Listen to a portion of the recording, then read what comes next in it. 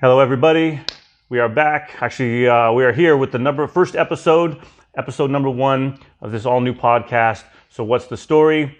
And this podcast is going to be about sitting down with amazing people, hearing the stories of overcoming obstacles and all the great things going on. And hopefully, it helps to inspire all of us to work harder, do better, do more, and show that anybody can do anything. Really, if you're setting your mind to it. So I want to thank Antonio Lopez here for sitting down with me here again. And for those of you who don't know, this is episode number 1, we sat down before and just kind of a recap of some of the things that we talked about. We touched on your jiu-jitsu journey, kind of where you got started, how you got started. You had a couple different gyms. Right, yeah. Different teams bounced around a little bit. Yep. Kind of like the views on when you're looking for a gym or a place to train or reasons why you might leave, stuff like that. Yeah. Finding the right fit for you. Right, finding the right fit, and stuff like that. Yeah, it was good. It was good conversation for sure. Well, it's good information, and it's good for people to understand that you don't, there's all levels, and this can go for anything in life, right? It can go for, whether it's a gym that you're trying to find, whether it be if you're into music, maybe it's a music group that you're looking for. You got to have the right fit. You got to have the culture there has to vibe with who you are. I think at the end of the day, it's always going to come down to the environment, the vibe, and the culture, right? Definitely. That's why we all have different likes, different things. As for you and I, jiu-jitsu is what brought us together, right? Maybe if you and I never did jiu-jitsu, we'd never meet, right? Yeah. Because in our pie of life, a portion of jiu-jitsu is what we have in common, right? So it's the culture, it's the vibe, right? And even at that, sometimes your gym is completely different than my gym, or you have a different outlook on how jiu-jitsu should be because that's what you've been taught.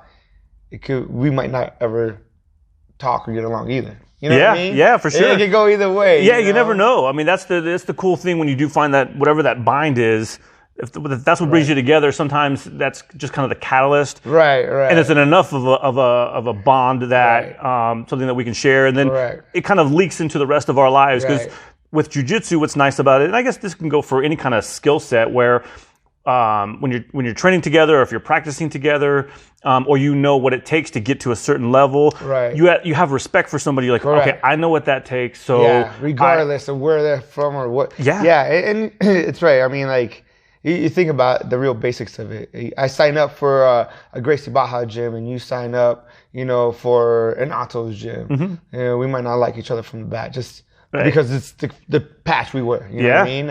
Or like real old school, like you're Carson Gracie, Gracie Humaita. Oh, I don't like you at all.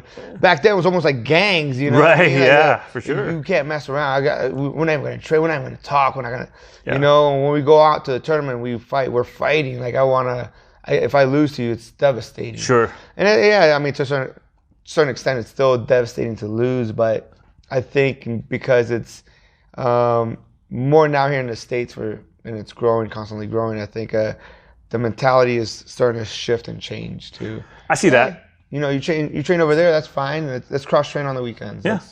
Let's go get some beers still. Hey man, like I live on this side of town, you go train over there, but on the weekends I'll go here and then you go there next weekend. And, it's more of a social gathering, and then we all go back to our home base and train.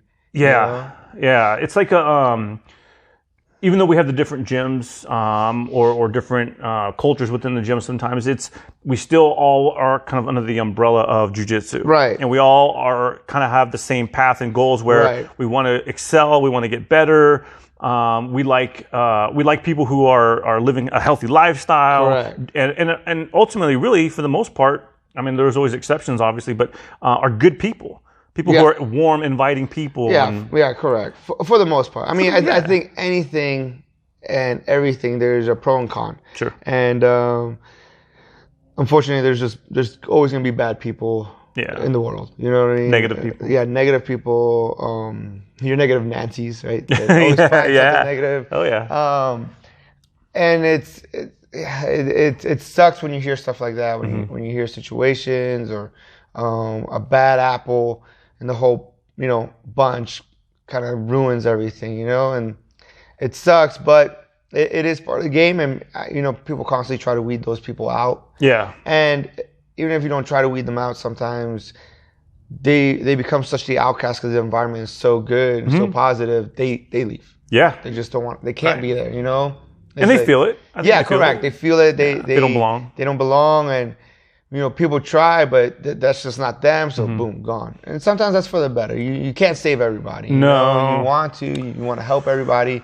Yeah. And unfortunately, you can't. You do what you can within your means and go from there, Yeah, and I think the mentality that Hatfield's and McCoy's mentality, where it's just no matter what from birth, it's kind of this adversarial. I don't like you, and sometimes you like why do we not like these people over there? I mean, they train jiu-jitsu too, or correct. And I mean, it's unfortunate. There's a lot of that in our culture nowadays with people picking sides and things, and for the most part, I think most of the people are kind of in the middle. If you're nice to people, you're a good person. We all kind of want the best for each other, correct, within a certain realm. But it's just doing the best you can for you, your family, and the people around you. I think there's with social media being such a huge part of our everyday now. You get people that try to act away and try to say they're trying to help and do their good, and then in real life they can care less. Sure. Right. And not living it. Right. Not living it. And I think you can only play for so long before your true colors come out. So people like that, it's like, okay, fine, it is who it is. When you yourself will uncover yourself, and then you got people that are the same way. Like, I'm this way on social media. I say this or talk about this or feel this way, give this vibe out, and in person you're the same way. Yep. You know what I mean? And you will see if they're trying to build something or they're trying to change something or they're trying to give back. It's going to happen. They're going to attract more people to either help them with their cause or build the cause. Agreed. That they're trying to do. Naturally, I think. You know, I think when I first started jiu-jitsu and we talked about me switching teams and stuff, there was a lot of that with my first team. It was oh man, loyalty is within these four walls. You can't cross train. We shouldn't do this. We can't give our secrets out. We can't do that. And we're gonna go fight these guys in a tournament anyway. So if we train with them now on a Saturday, 2 months from now, they're going to remember that move and they're going to beat us with it. It's like, no, it doesn't work that way. No. I mean, you still get your people, you still get people and instructors and teammates even that are like, well, why are you going to go cross train over there? Like, they either get, what I say, butthurt. Like, oh, we're not good enough? We're not good enough to, no, man. Like, at the end of the day, you're paying a service to a business. Sure. Right? And you're doing their classes. On the weekends, you want to go cross-train because you want to go hang out with your friend. Maybe you guys used to work together. Maybe you guys work together but live in different areas. Sure. Whatever the case may be. Like, why is that so wrong? I tell my students all the time, you guys want to go cross-train anywhere else? Go ahead. Fine. I don't care. I don't care if it's with my old teams, if it's people I don't talk to no more, people I talk to. It don't bother me. Sure. Because at the end of the day, I know what I'm trying to produce here. I know what I'm trying to create here. And they're here. Yeah. You know what I mean? And I always joke with them. I said, look, go cross-train on the weekends. You want to go over there? Fine. You want to come here? We're open. If you want to go somewhere else, cross-train with your buddies, you want to bring them, that's fine, At the end of the day, I already ran your card for the month. And they started laughing, They're like, oh, man. All right, coach, But at the end of the day, I don't own anybody. Yeah. You know what I mean? I sometimes I feel like I don't own myself. You know what I mean? Like I'm a dad, I'm a husband, I'm a worker, I'm an instructor, I'm a competitor. So it's like I wear a bunch of different hats, but at the same time, like I'm still trying to figure out who I am too, So it's what if I want to go cross train? Right. I have, friends all over the valley, man. Like what's wrong with me going to gym A, then gym B, then next weekend, then this gym and that? Like why?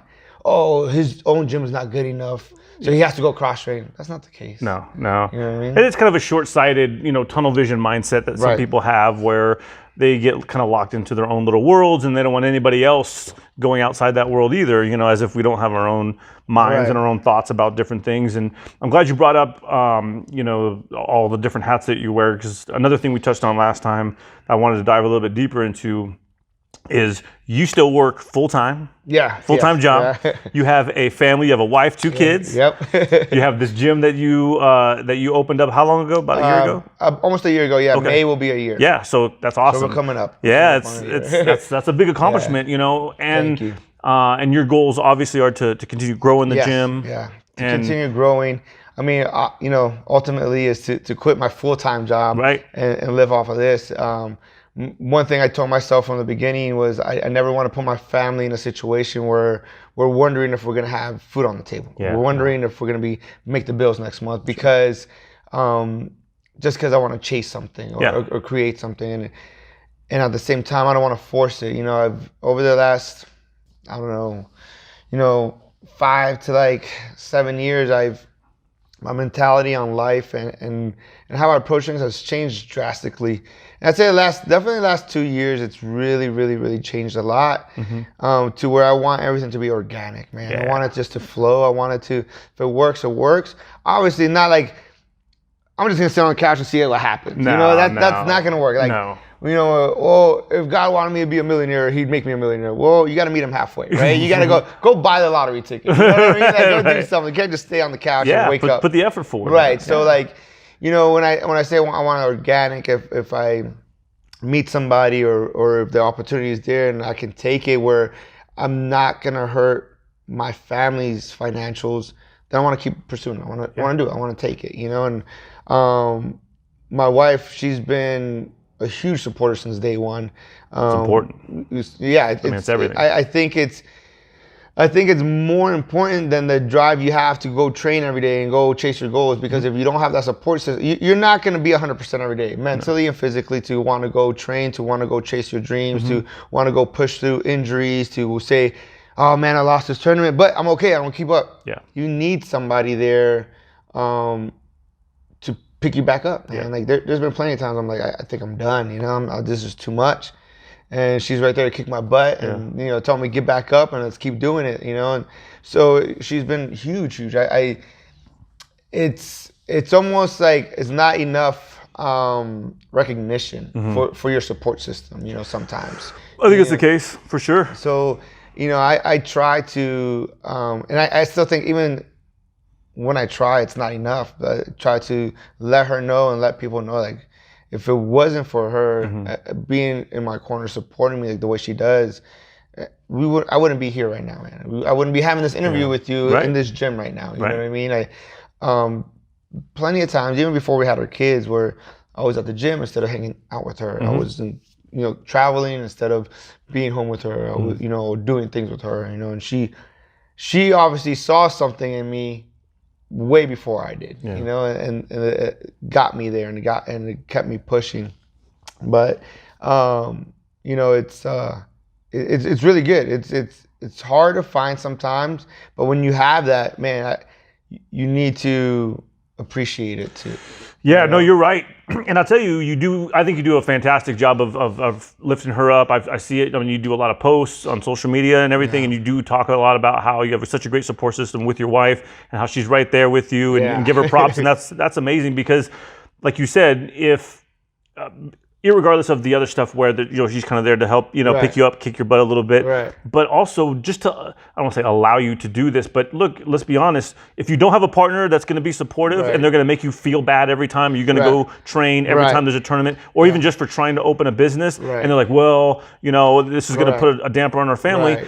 That I've had relationships like that, and it's you will quit. You will give it up because you see the struggle, and you're like, "What am I going to do? I'm going to leave my wife." Well, it's true. You're constantly having a battle within a battle. Yeah, you're battling yourself to go get up and go train. You're battling yourself to, go compete or go take a chance of opening up a business. Right? Let's say that.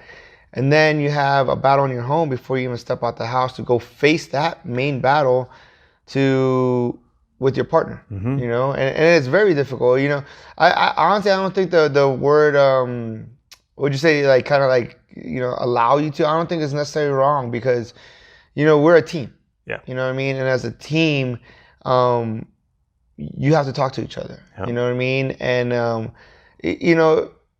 like I said, at this point in my life, man, is, maybe my younger self, I'm like, oh, no, allow, like, I do what I want, like that macho, like right. young mentality. And Yeah. now it's like, she does allow me, man. Like, yeah. She takes care of both kids. Like, yeah. I was just going to get to that, I cannot do that, man. I was just going to get to that. I've tried that a few times, and I've, because I've had to help, and I try to do it, but being with them, being a mom, I already have tons of respect for moms and single parent moms. My mom was a single parent, right. And I have tons of respect for women and fathers, that are just on their own. But to actually be an adult and see it, and see her with my kids, and every day I'm like, I'll go pick up a third job, if I have to. Like, right. If I'd rather go work and do all that. Because it's so strenuous, man. It's not that like, I just, their kids are just crazy. It's just, that is hard work. It is. That is 100% mentally and physically draining. Mm-hmm. And emotionally. Right, emotionally. Yeah. And to do it every day, and to be positive every day, and to say, hey, keep going, keep chasing, let's keep going, let's keep doing it. Dude, that is strong. Yeah. That is strong all over, and so it's, to me, when I see that, it feels me like, okay, she's not stopping. I can't stop. Yep. I gotta keep going. I gotta make this happen. Mm-hmm. And it's, like going back to taking that, having a full-time job, training, competing, and then saying, hey, let's do this gym. Mm-hmm.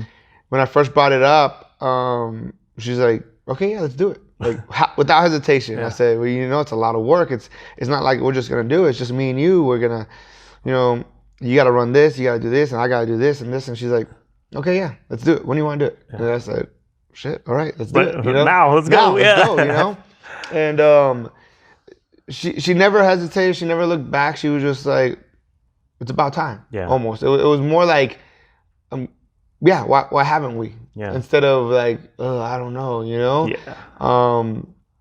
And I get that question a lot, like especially from my coworkers, and they're like, dude, like, how do you have the energy, like, to go every day and go teach or go open up when we're done here at 3:00, that's half your day. Right. I said, right.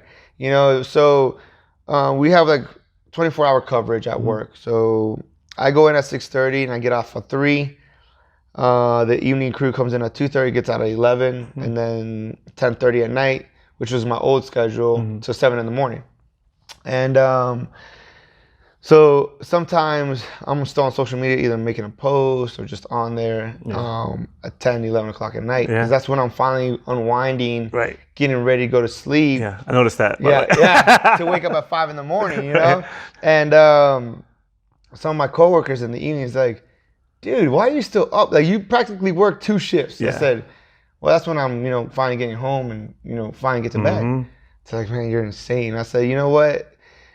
You could see it that way, or I could see it being one step closer to never coming back here, never coming back to this job. Yeah. Not because I hate you guys, but I really don't want to do this for the rest of my life. Sure. I want to be in my gym for the rest of my life. Yeah. I want to do other things. I want to feel that freedom of not being strained to a 9-to-5, should I say, Sure. Not that it's wrong, man. Like, and that's the thing, like, when I say stuff like this, when I tell this to my students, I'm like, it's not wrong. It's not wrong, man. You do it your whole life. People work their whole lives. My mom works. She still works, you know what I mean? And I know people that are way older that still work. That's all they know what to do. They just work. But I have an opportunity to kind of veer off course, should I say, from the traditional, sure. Hey, man, you have a family, you work until you're old and you can't no more, your kids grow up and they keep going. And I feel like I have a break and an opportunity to veer off and do my own with my family and give my kids a different opportunity. Right. And something you're passionate about. Right, 100%, 150%. I think if I wasn't, I'd be done already. Well, yeah. I because I do get tired, man. Like mentally and physically, emotionally, I get tired. Mm-hmm. You know, one thing I quickly realized when I opened up the gym was I don't only get new students, I get new, how can I say this without sounding wrong, like new issues, right? Everybody has either a problem, an issue, something going on in their lives, right? But you don't just become a coach, right? They kind of want to, they kind of confide in you sometimes. Sure. They kind of talk to you about certain things. Yep. They feel comfortable with you, you know, and it's great, you know. But I quickly realized, like, oh man, instead of me just getting a student through the door and teaching them jiu-jitsu, I'm getting their whole package. The whole life. I'm getting the whole life. Yeah. You know, and each person I got to, you know, take care of and kind of like, you know, listen to them and try to help them out if I want to, right? Or I could just be that coach that's just like, yeah, I don't know, man. Jiu-jitsu, that's what it is. Right. Like, I don't know what to tell you. That sucks. Good luck. You know. And I'm just not that person in general. Sure. Yeah. So it's like you end up getting, for every student, it's like adopting a new kid. Right. You know what I mean? For like sure. I don't care how old you are. Like you're my kid. Yeah. You know.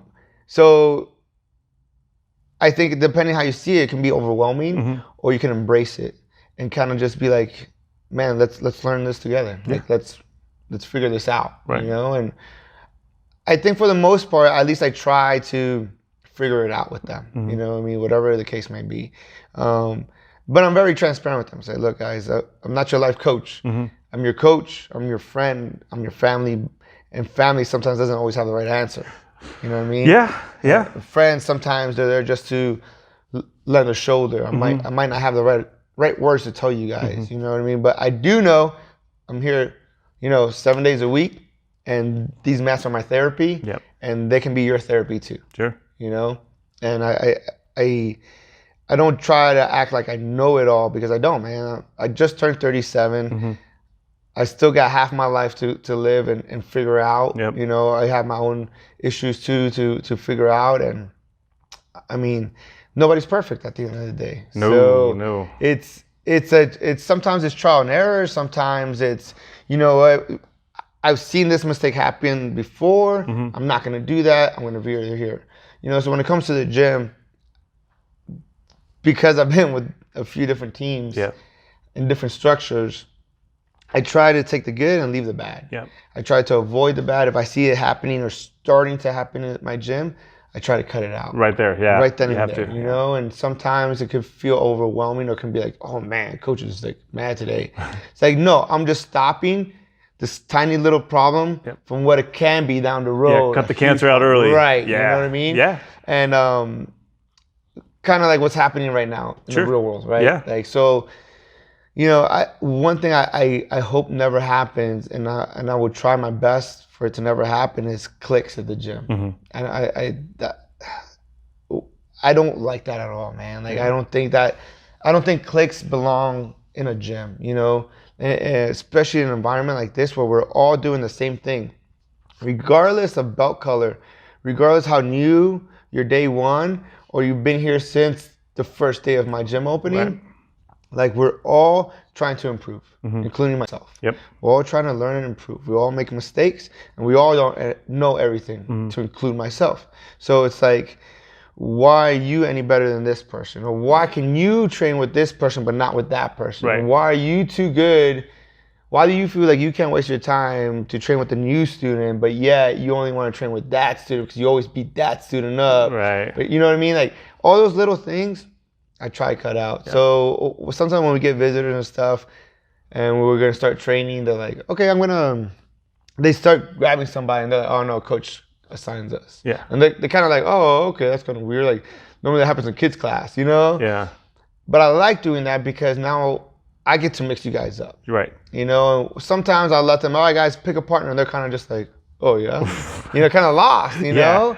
Yeah. And I sometimes do it as like a little experiment, a little test. And at the end of class, I'll be like, I did this last week actually, and I said, okay, guys, the whole time we trained, you guys got to pick your partners, right? And they're like, yeah. I said, it's kind of weird, right? You guys kind of lost. And they're like, yeah. And I said, you don't have to answer this out loud, but how many of you guys went after a tough guy and then another tough guy, and how many of you guys picked the tough guy and then the next round somebody easier and then somebody easier and then somebody easier, knowing you'd be okay or you could rest that round. Right. I said at the end of the day, you have to hold yourself accountable, right? Right. So you can have an easy day and not really make improvements, or you can challenge yourself, which is what we're here for. Right. You know, I feel like once you let that environment happen of, I'm going to go train, but I'm going to go compete against my teammate. Yeah. It becomes a virus. There's a healthy way of training and being competitive. Like when you come down for open mats, and sometimes like we push, man. I try put pressure on. I'm trying to tap you out. I'm trying to make you work. I'm trying to work, but it's healthy. It's not like I'm not trying to. Oh man, I beat Eric today. Yeah, I feel great. You know what I mean? Like I beat up all my students. Like it's not that. It's I want to improve myself. I want to get myself that 1% better. And that's why I told my students, I said, at the end of the day, it should be about you trying to improve yourself, not beating that guy, beating your teammate. If you submit him, great. You know what I mean? Try something else. Yeah, it's almost, I found too, it's almost more satisfying when you try out a move that you've been working on and you hit it the way it's supposed to happen versus tapping somebody out. Sometimes it's just getting the move down and feeling comfortable with it. And I think, like you were saying, if you can help change that mindset and cultivate the correct mindset of, hey, we're here to get better. We're here to sweat. We're here to really push ourselves mentally and physically. When you can see the students kind of turning the mindset of, I want to come here and win, versus I want to come here and get better. And there's days where I know I've left the mat and I'm thinking, I don't know why I even do this. I got killed the whole time. And then the next time I come in, I feel I'm better in a lot of different aspects. My ability to survive, my ability to get out of bad positions, because I'm like, oh, that's right. I had to work through it last time. Now I'm getting better.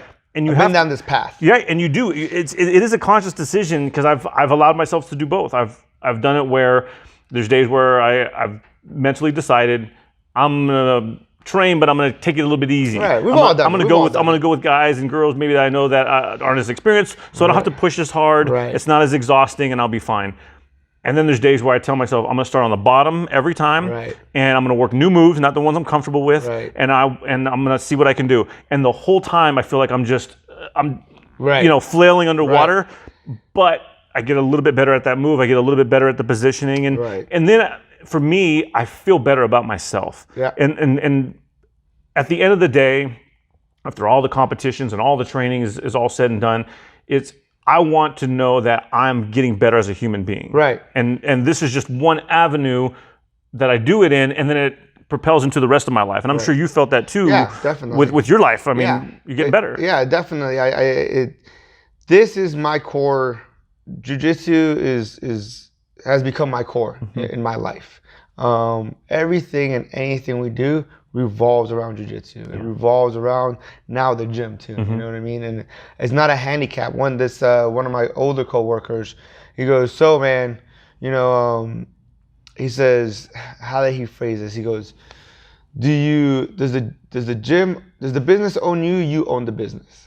I said, I own the business. And he's like, He goes, you know what I'm trying to say? I said, yeah. I said, it doesn't run my life.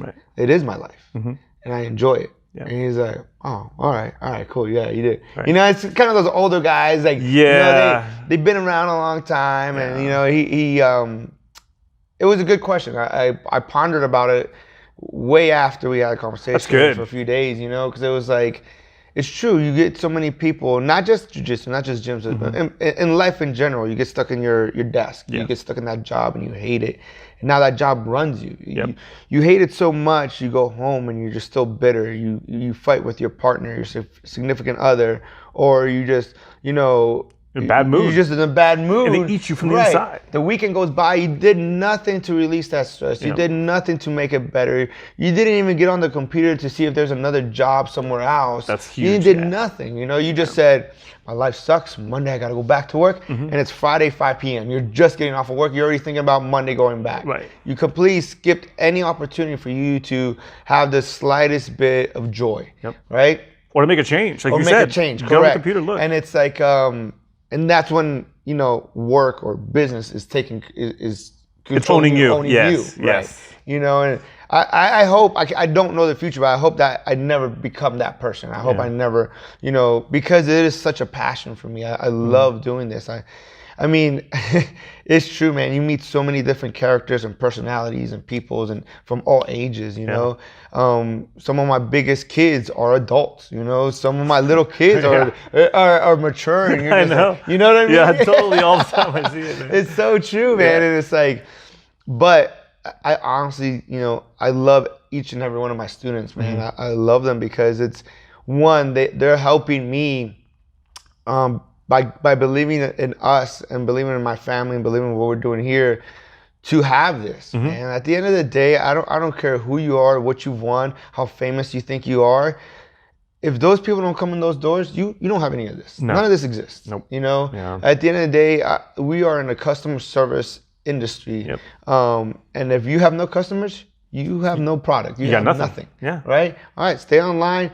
Record from your garage and sell online. See if anybody buys it. Right. Great. If it does, fantastic. You know what I mean? But that's it. Like you won't have this experience. You won't have this atmosphere. You know what I mean? It's definitely different with the human connection. And I think that's the case with everything. Right. Online versus the real thing. And obviously the connection you have with your students, the connection you have with your peers, everybody is a part. And for you, even like with the parents. Right? Yes. I mean, we talked about last time too, how sometimes the parents can use jiu-jitsu as a motivating tool. Yes. Say, hey, you better get your grades up or we're going to take away the jiu-jitsu. You can't train if your grades are slipping. Yeah. And then they kind of work with you on that and you back them as long as they back you. Correct. And that's huge. Yeah, man. we go back and forth a lot to be on the same page a lot. Even with some of our adolescent kids that we have, which, school is just crazy in general. The generation and the way kids are now, it's insane. It's scary, man. I have two little ones. They're coming up, and I'm like, man, you wanna shield them from all that, but at the same time, you have to let them out in the world and let them see some of that stuff, and experience some of that stuff. So with those parents, same thing. I say, I'm never gonna step my boundaries as a parent because you're the parent at the end of the day. Yeah. But if you want them to continue coming here and have structure in their life and get away from whatever else they're doing or change their attitude, you as a parent have to make an effort to bring them consistently here. Right. And I can't speak for any other gym. I know for our gym, we try to make it a huge family gym, and like a family environment. And what's happened is parents bring their kids and eventually they join too and they're on the mats, and now it's a whole family on the mats, you know? We have more families, parents, kids ratios than we do just individual adults. That's huge. And individual kids. That's great. Here. The majority of our students are families, but they see it. They see my wife with Enzo. He just hit 9 months. Wow. So they see her on the front desk running everything. They see my daughter doing class and helping out in the gym. So it starts from the top, I believe. It starts from there, and then it trickles down. And as soon as they walk in, you feel comfortable. You're like, oh, I'm not walking into like a corporate-y type. Right. Like I'm not walking into just like take my money type deal, or like I'm not just a dollar sign. Yeah.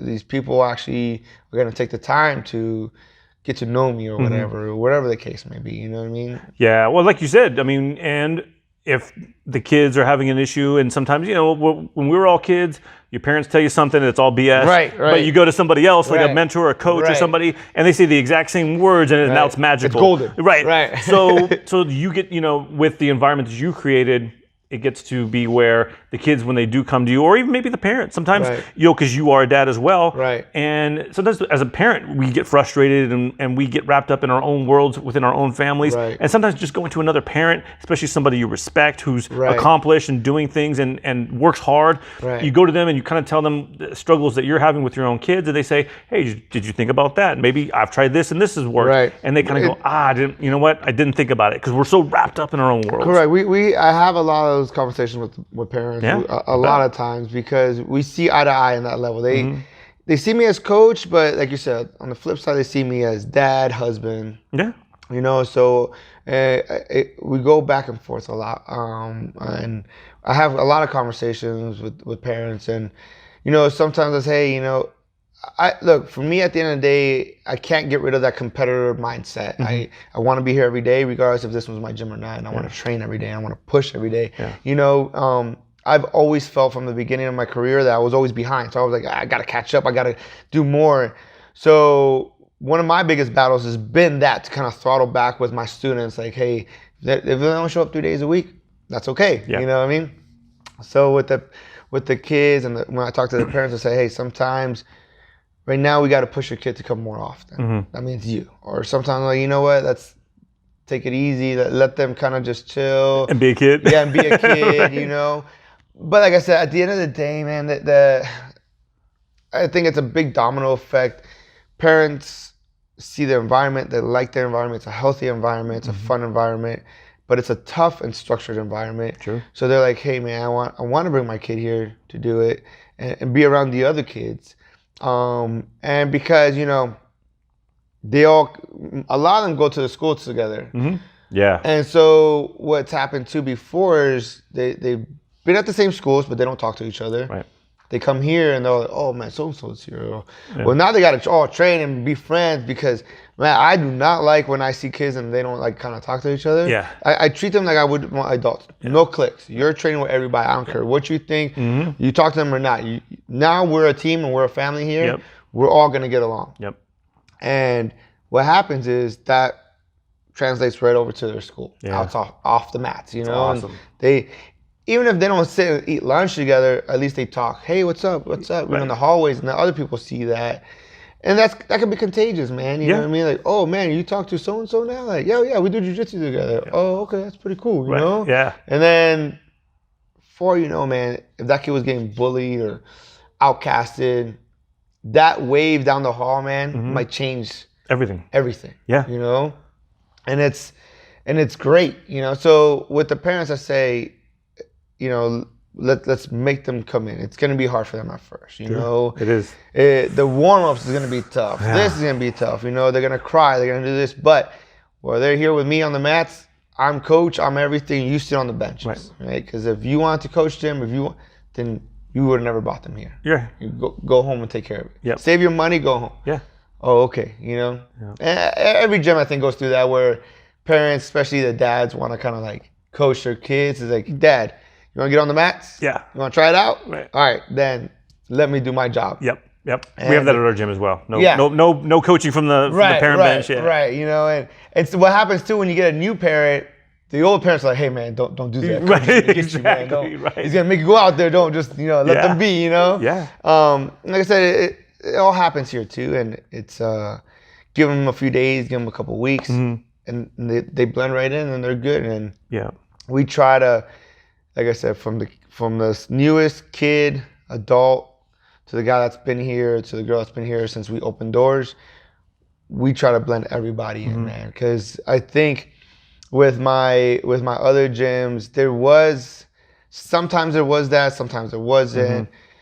Sometimes it was like, oh, this group always hung out, but that group kind of never did. Or because that group had, you know, kids, the singles would go hang out, but they would mix with the families, you know? And it's like, as innocent as that might have been, because you don't really think of that. Oh, it's Friday night, man. All the single guys, let's go out and party. Right. It's like you start creating separation. Yeah. You know? Yeah. Without even trying. Right, just because of the circumstances. Right. Yeah. You know, so, you know, there can always be a middle ground. Sure. All right, man. Potlucks. Let's do gatherings. Let's do this. Let's do that. You know, that's. Last weekend we had the UFC fights at our house, and we invited everybody, and a lot of the parents were like, "Oh, it's just you know, singles." Like, no, we have kids. Yeah, it's bring a the kids. family environment. Yeah. And the single guys or the single people are like, is it okay we go to? Like, yeah, it's for everybody. It's the team. Yes. You know what I mean? So you're gonna have X amount of people at the house. Yeah, we don't care. You know what I mean? If we all gotta be squished to watch the fights, we don't care. Yeah. You know, we want everybody there. You know, we want make sure everybody feels welcome, because we've been on the other end of the stick where it's like, oh, we're having a gathering, but no kids allowed. Yeah. Well, guess we're not going. Yeah. You know what I mean? Like, fine.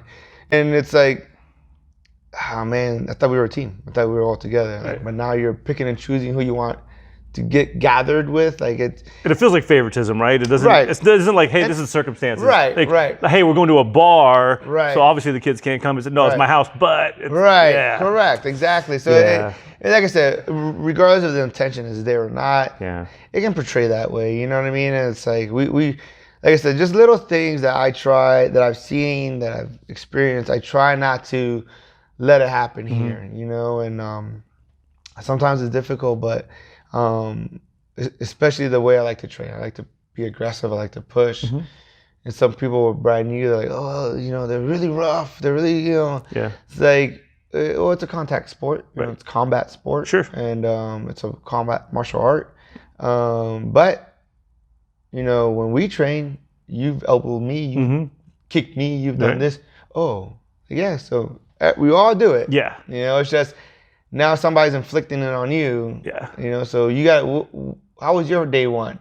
You didn't know, right? Yeah. Somebody talked you through it and helped you through it. So now it's your turn to do it to them. Exactly. Oh, okay. You know? Yeah. Something that small, when you address it at the beginning, it becomes nothing. Yes. Oh, okay, cool, boom, boom, boom.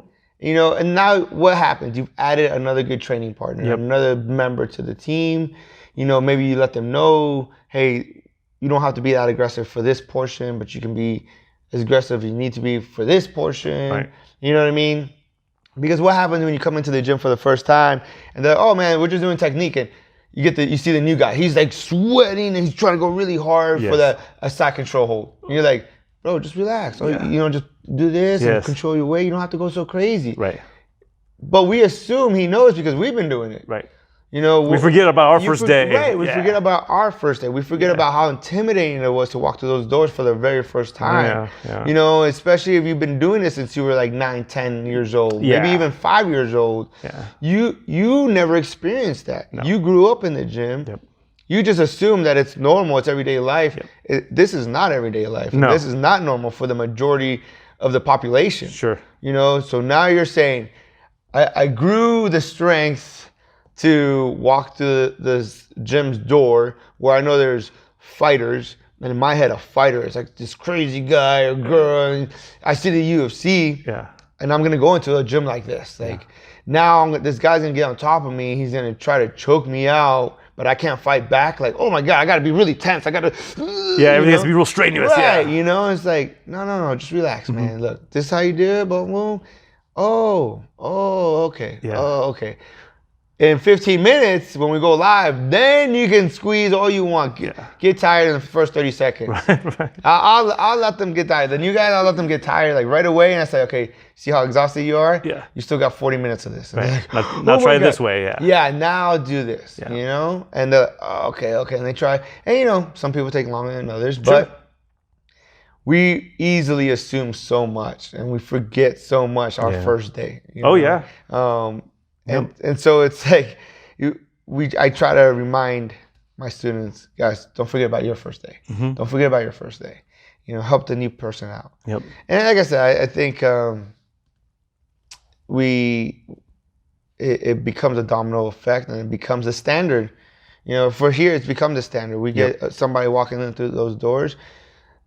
9 out of 10 times, every time they tell me, they say that they feel like they're welcome right off the bat. They feel like it's a family environment right off the bat, you know? And now I say, thanks, man, that's great. I appreciate that. That means we're doing the right thing. We're doing it the way we had it in our head. I was gonna say, your vision's kind of... our vision's coming abroad, you know what I mean? And it's happening, and we're keeping that standard there, you know? And I don't want to fall from that standard, because it's, at the same time, we can become complacent with anything you do.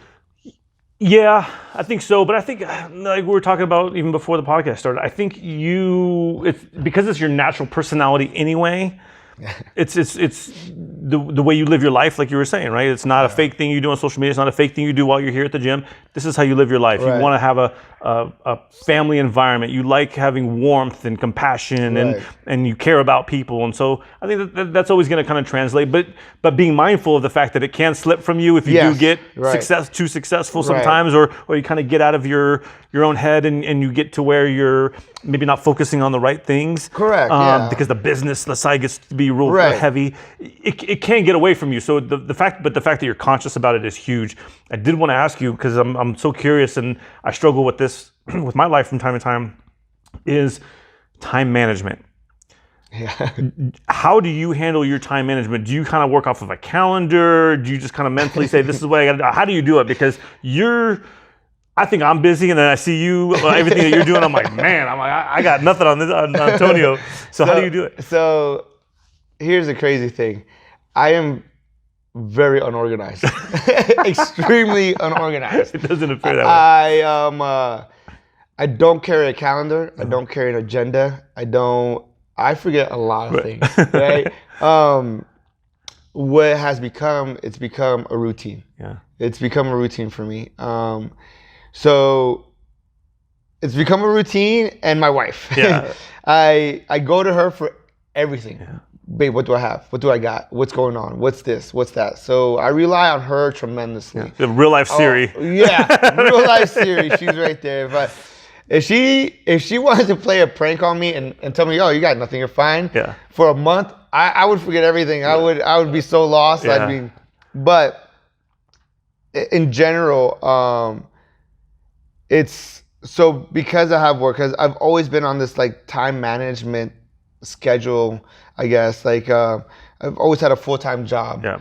I've always had to be, I know for that slot. So for the last 11 years, I worked, or 10, 11 years, I worked graveyards, right?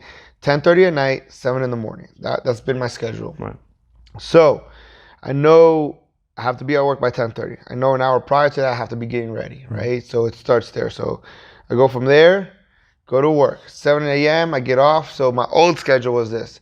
I knew when I was with my old team, 10 a.m. was class, right? So get off 7 a.m. I have 3 hours in between. So that means I get home. I used to live a lot closer to the base. I'd be home in 15 minutes. So by 7:30, if I hurried up, brushed my teeth, showered, or maybe I had an easy day at work, didn't do anything at work, I just brushed my teeth and wash my face, sleep on the couch, I get an hour to an hour and a half of sleep, right? Then I wake back up. So I purposely sleep on the couch. Because if I slept in the bed, I'll be done. Yeah. I'll be out. Yeah. Couch is only comfortable for so long. Right. Right? So that was kind of my alarm, plus my alarm. Right. You know, get up.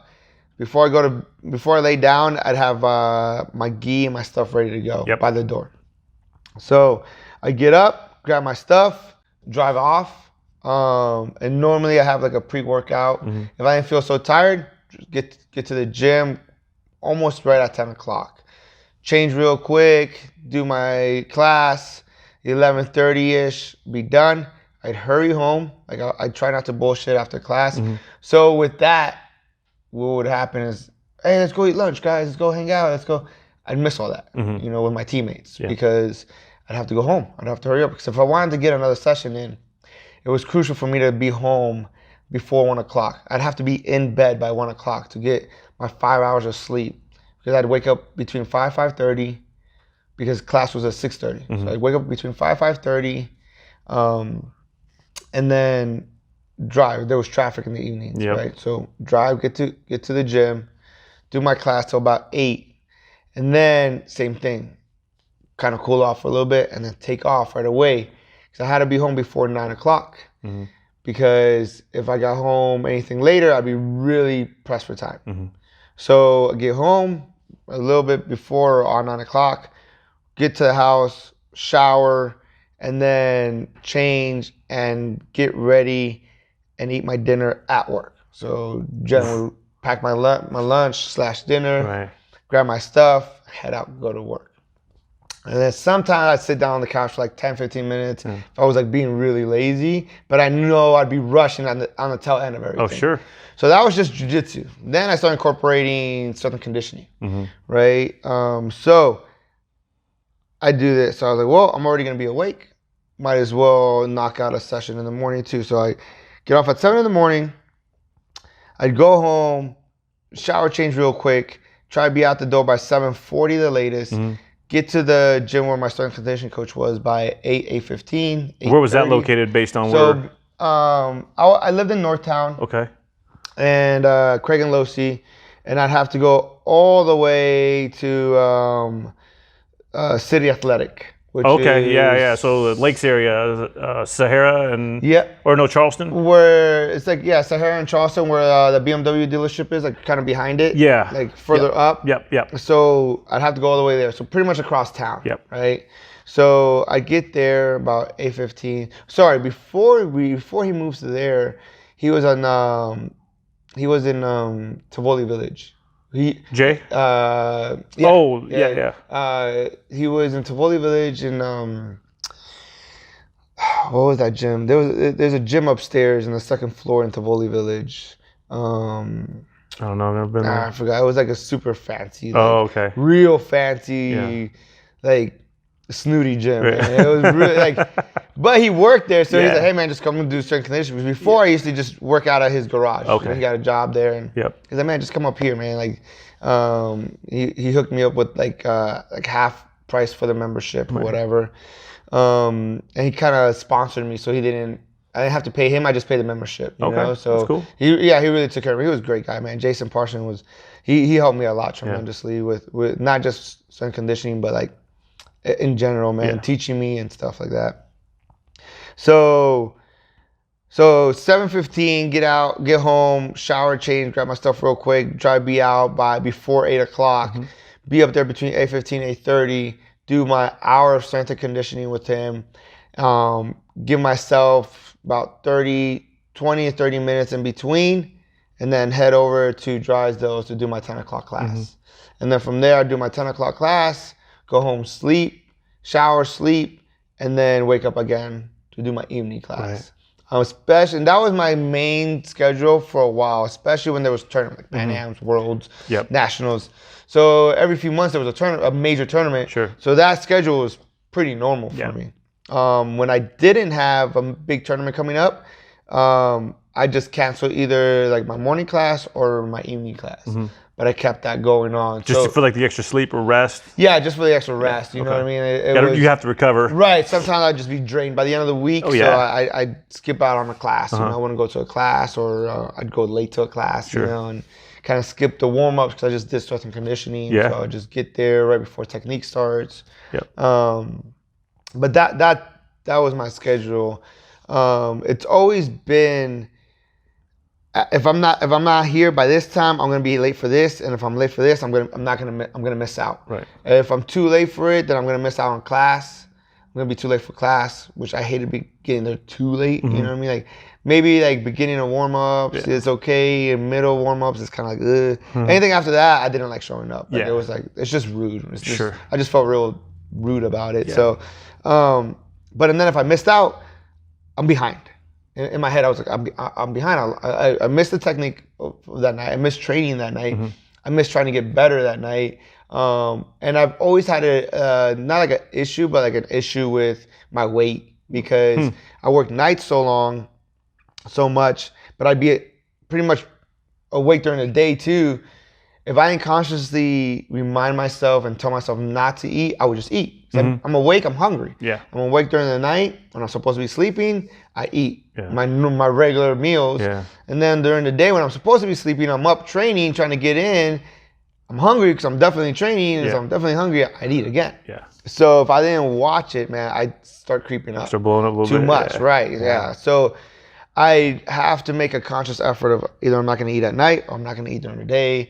And like that would just be like kind of like a domino effect too, where it's like now I'm grumpy or I'm lethargic or I'm like drained because I'm not eating. So then it was like, it's been a lot of trial and error for me. Figuring it all out with my diets and my foods and trying different diets and fads and this and that. I'm to the point now where I practically eat what I want to eat, just small portions. And when it's close, when I'm getting ready for tournaments, I make a conscious effort to eat cleaner. And you know, not necessarily like, oh, I'm gonna do vegan, I'm gonna go keto, I'm gonna do whatever else. It's more like, okay, you know what, I'm not gonna eat so much meat. You know, this next month. I'm gonna maybe once or twice a week. I'm gonna try to eat more salads. I'm gonna try to eat more greens, even though I hate greens. I'm gonna try. Really? I'm not a big veggie person. Wow. You know. I was just gonna ask you like how you do your diet too. I'm not a big veggie person, but I will eat them. You know? Yeah. The only thing I will not eat, like I do not like, is Brussels sprouts, man. I cannot do Brussels sprouts. I love Brussels sprouts. Like my wife has cooked them a few different ways, and I just can't do it, man. So it smells so bad. Like, she hasn't fried them up with some bacon or nothing like no, that? so that would defeat the whole purpose. It ruins the bacon, is that what you're saying? Yeah, it ruins the bacon. So now, like I said, not to the point where like, you know, I drink my water, especially like I said, tournaments coming up. I make sure I get my proper intake of water. I cut down my portions. I cut out like all the little snacks that I might have. Yeah. Even like the extra coffees I might have. Okay. I start cutting That's a all big that one, out, you know, because it all adds up. I've done you that think too. about it. Yeah, I've had to do that too. Yeah, so I just started tracking that. I used to meal prep. I've done it all. You asked me, I've done it all, and some things worked for a little bit, then I got tired of it. You know, some things I went extreme and I gave up, and then I just blew up even more because it was like, oh my God, I can eat whatever I want. You know, so like I said, it all goes back to just being more organic, more just with the flow of things, and it's like, man, if I want to have pizza Friday night, I'm gonna have pizza Friday night. I'm just not gonna go eat crazy, the whole pizza, right? Yeah. You know what I mean? If I wanna, you know, eat salad for the next week, I'll eat salad for the next week. Right. You know, if I want to have a soda, I'll have a soda. Like it's not. Yeah, it takes like the frustration out. It takes out the stress of it, right? What am I gonna eat? What am I gonna eat? Because that seems to be like the main issue. And I've seen, like you said, there's so many fads, there's so many diets out there that people have tried and they work for some people. Some people they have a hard time with it. And it sounds like you found what works for your body, for your schedule, which is a huge part of it. And I think too, I've just recently, I just told my wife this today, this morning. I said, I've managed my portion control over the past couple of weeks, and I'm seeing it on the scale. I'm seeing it with my clothes, everything's getting a little bit more loose, which is good. And so, like you were saying, just not going crazy if you're gonna have even a salad, right? I've overeaten on salads before, and I feel like crap, and you feel lethargic, and you know, because your body's having to break all that food down. What do you think about like, oh, it's a salad, it's fine, let me put all this dressing, let me do this. Right. Now that 300 calorie salad is 1,000. It's 1,500 calories. Yeah. You know, so man, might as well go have your burger. Right. You know what I mean? Like you just defeat the purpose. So when I started with this concept, there was more of I started just cutting whatever I ate in half and then splitting it up in 2 meals. That's good. And it sucked at first. I'm like, oh, I want to eat it now. I want to eat it all. You know, I had a big stomach and so I'd just be like, okay, done, boom, done. And then just eat that and really drink my water to stay full. I was just going to say. You know what I mean? And then even with my water, sometimes I'll put like a packet of Crystal Light in it or something to give it flavor. You know, like a couple of days I might just drink straight water, like my jug of water. And then, you know, middle of the week, I'll throw Crystal Light in there and drink it, you know. Something different. Yeah, it's like I don't... You know, guys at work sometimes are like, oh man, what'd you have today? I bet you it's all like vegan and stuff. Like, I get that man. too, man. Yeah, it's not. It's I've tried vegan, man. I went kind of like, I just kind of jumped into it, you know, and I did it. I went full blast. And I did it for, I think like almost 2 months, maybe something like that. But, and I lost about 20 pounds on it. You know what I mean? It was great. But what ended up happening, because I just went cold turkey, sort of say, onto it, I started puking every training session, man. Like I was like violently puking every training session. Like, oh wow. It was bad, man. Like I couldn't figure out why. Like I was like, what's going on with me? I'm like, am I really that out of shape? Am I, you know? But I was losing the weight.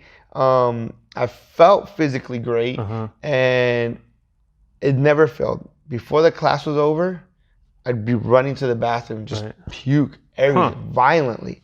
So I started doing some research and figuring out what was going on. And I think what was going on was some of my like balances were off. You know, they were saying that when you go vegan for males, your iron drops, right? Yes. So you got to kind of be careful with that, because you can supplement it with like a shot or I think a shot. I don't think there's pills for, or maybe, I don't know. But too much is just as bad as too little. Correct. Right? So, and then there's this other stuff, I forgot what it was, that's in the meat that there's no supplement for it. Like it's... Oh, I know what you're talking about. Yeah. So what I started reading was, so if you're just a regular male that's not active at all, and you go vegan, you don't really feel the side effect. You don't really feel this. It's not drastic at all. Nothing. If you're semi proactive, you're gonna start having to supplement iron, and be careful with it. B12 is another one. Right, B12 and stuff. Your basics. But the stuff that's in the meat, they were saying that even though they're vegan, they will have like a 6-ounce piece of meat once a week or once every 2 weeks to get the give nutrient. them that supplement. Yeah. Right? Yep. And if you're super active, like you're gonna have to either be pescatarian or eat meat just one meal once a week, to kind of supplement that. So how true it is, or how obviously there's vegans that do triathlons that are active. I got a couple friends that are vegans that train. They don't eat meat, and they don't. And they train, they're fine, So I think it was a combination of me just dropping everything like the next day and just going vegan right away. And not supplementing correctly. Right. That caused that effect. And then after that, I was just like, I'm done with it. I'm not going to do this. But when I went back to try to eat meat, it did gross me out because your taste buds adapt fairly quickly. Very quickly, yeah. And I was like, it's not, and I felt really bloated again when I had that the steak tasted great at first, like, oh, steak. And then I was like, I could smell the blood, you know. And then when I ate it, I felt really bloated. I hadn't felt that in the last month or two when I was, when I was trying to be vegan, when I went vegan, and I didn't like it. I was like, oh man, this. As I've gotten older, what I do eat does really affect like, how I feel and like being bloated or not. So I had to really make adjustments still. So even now, we eat meat, but it's nowhere near how we used to. We used to eat meat every night, and most Americans do. Most people do. And now we won't. Just because like we went back to eating normal, if you should say, or whatever. But we also kind of like, I guess subconsciously we never went fully back to eating meat every night. You know what I mean? It's still sometimes like when we get steak and it's not cooked the way we're kind of like, well, before this, I didn't care. It didn't bother me. Right. Oh man, it's pink, it's whatever. Great. It's raw. Right. Now it's kind of like, I don't know, man, So you have your family eating the same way you do pretty much too? Because I know that's a struggle with people who are athletes. Their family eats one way and they're having to eat something totally different. So that I give all the credit to my wife, to Jen. My daughter, she'll get cauliflower and just rip the head off and just eat it raw, man. Wow. She'll she'll ask for steamed broccoli over fries and stuff like that, Loves it. But since they were babies, she's fed them all that. She pureed all sorts of fruits and vegetables and gave him that. And even with Enzo now, like he'll have like peas and green peas and avocado and stuff like that. He'll eat all that stuff. And she'll give him that instead of just like processed or junk stuff. Sure. And we're not like crazy, like we're not crazy environmental people. We're not crazy like, oh, they can't have this because it has this in it. Yeah. But we are conscious about stuff. Yeah, it should be. We are aware about stuff. Right. We want them to have a healthier, appetite. Like Emma, she turned 6 and she still hasn't tried McDonald's. So she's had In-N-Out, she's had burgers, but she looks at McDonald's and she's like, I want to try it. And I'm like, nah, you're not gonna eat that. And so to this day, she hasn't had McDonald's, and the closest she ever got was day after open mat, and we were going down Cheyenne, and there's a McDonald's down there, and it was nice and warm, so we all wanted ice cream. So let's go get some ice cream, and the closest ice cream, vendor was McDonald's. Yeah. So she's like, we're gonna go to McDonald's. I'm like, just to get ice cream. So we got our McFlurry and stuff, but she was so excited just to go through the drive-thru. Right. She was like Disneyland. Yeah, she's like, oh my gosh, I'm this close to McDonald's, And I was like, you don't even know what it tastes like. It's gross. And she was like, oh, okay. But she's curious, you know. But you know, stuff like that. We will, like I said, she's had In-N-Out, man. She's had like Wendy's. But Jen, she just hates. She thinks McDonald's is so gross. I grew up in McDonald's, man. Like, you know, my family didn't have the most money, and we grew up having McDonald's, like, you know, almost every weekend. Like that was back then. I think it was like a 20-piece chicken nugget for like $4 or something. So my mom would buy a 20-piece, give us like each 4, you know, and I ordered 2 large fries. So like under $10, she'd feed all of us. Yeah. You know what I mean? And so that's what we had, you know? I think that's what probably a lot of people struggle with even today is they know they can go to McDonald's or wherever and get a couple of value items and spend $4 or $5. I just saw a commercial the other day for, I don't remember what fast food place it was, and it was, you know, 4 items, you pick 4 items for $5. Right. And I'm thinking, it's just calling people to eat unhealthy. And look, every once in a while, you go and grab a burger, you go grab a couple of things and some fries that taste great, and you know, and a shake, and you wash it down. You feel like for me, I'd feel crap. You know, like crap for the whole day, but I'd be like, it was fun, it was good, and then I go back to my healthy lifestyle. It's when you kind of do that for every meal all the time, and but I do understand the struggle of this is what I have to do to feed my family. This is what I have to do because this is my option. Correct. And you know, back when we were growing up, you know, we didn't have Whole Foods or Trader Joe's. No. There wasn't even like now you go to a grocery store, Smith's or whatever, and they have these whole sections of the healthier stuff, right? It's become more of acceptable, I guess, if you should say. It's become more accessible. Accessible, yeah. It's become more accessible. Yeah. For sure, you know. And affordable. Yeah, and affordable. Yeah, back then, if you were doing that, man, it was super expensive. Oh, you spent $10 on a banana. Right. You know, and you know, some prices are still kind of like, geez, like, you know, just because it says organic, like just because, you know, when you, it sucks because, you know, that's how, you know, society, the government, whoever you want to blame it on, it's cheaper just to eat this and get fat and unhealthy, you know. And then the conspiracist in me kicks in. It's like, well, they want you unhealthy, so you can go get, you know, medications, because the pharmaceuticals, they want to stay, you know. It becomes this whole thing, you know, and it's like, will we ever know? Can you ever really prove it 100%? The only thing you can do is take care of you. Yes. Take care of your family. Yeah. Figure it out. So, you know, to answer your question, we all eat practically the same. If anything, honestly, I probably eat the worst out of my family. Oh, really? Yeah. That's interesting. Yeah, I probably eat the worst out of my family because I go to work, I leave home, you know what I mean? So you're on the go so much. Right. I'm on the go so much. So if anything, I'll, you know, especially now working days.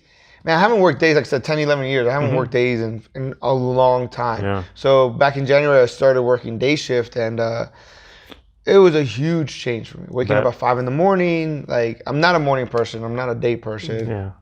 So waking up and getting my motor started at that time is sometimes still is really difficult, you know? And but on the flip side, I get to have a real breakfast, I get to have a real lunch and a real dinner. And then that's it, I go to bed, it's done, you know? So it's helped me out in other aspects. Well, I would think too, with your family, right? Because you're now on their schedule as well. Right. So having to find family time, I would think, seems to be a little bit easier. It's yes and no. Because, you know, even though I was sleeping all day, or I'd sleep from 8 to like 12 or 2, I was still at home. I knew I was at home. I knew, you know, Jen and Enzo or Jen and Emma were downstairs, you know. Now I'm at work. I'm far away from them. Sure. So it's you know, it's a little detachment, you know, kind of like take the tit out the mouth type deal, you know what I mean? Right. And it was a little adjustment to it, you know. Sure. So the family time, when I get home, we have about an hour, depending on how traffic is, for me to go home, see them, shower, change, and then get here. And then we open up at 5. So we try to be here 20, 30 minutes before 5 o'clock to like kind of open up, kind of clean down a little bit again. And then have the doors open by 5 so people can show up. Class starts at 5:30. And then the whole night goes on, and then we're done and cleaning, and we're usually out of here by 9. So, yes, I'm with them, but I'm not really with them. Right. It's not quality time where it's just a family. Yeah. So, but the best part is when we get home at 9, we're home. Yeah. I'm home. I'm not getting home at 9 where I was like getting home. You know, my kids will be eating dinner. She's cooking. I'm upstairs showering. I come back downstairs and they're getting in bed or they're finishing up eating dinner. And I'm like, all right, kisses, bye. And I'm out. Yeah. You know, so the main reason why I switched over was because Emma was having a hard time with, she knew I'd go to work every night, but she didn't understand why I had to go to work every night. Yeah. And so she was kind of like, she'd get sad. She'd get really, really sad. Sure. And almost like she'd stress out. She'd cry. Sometimes she'd cry for like an hour. And I was like, you know what? I have plenty of seniority. I've been working nights like practically the whole time, this whole time. We're okay with money. We'll be fine if I take a little cut.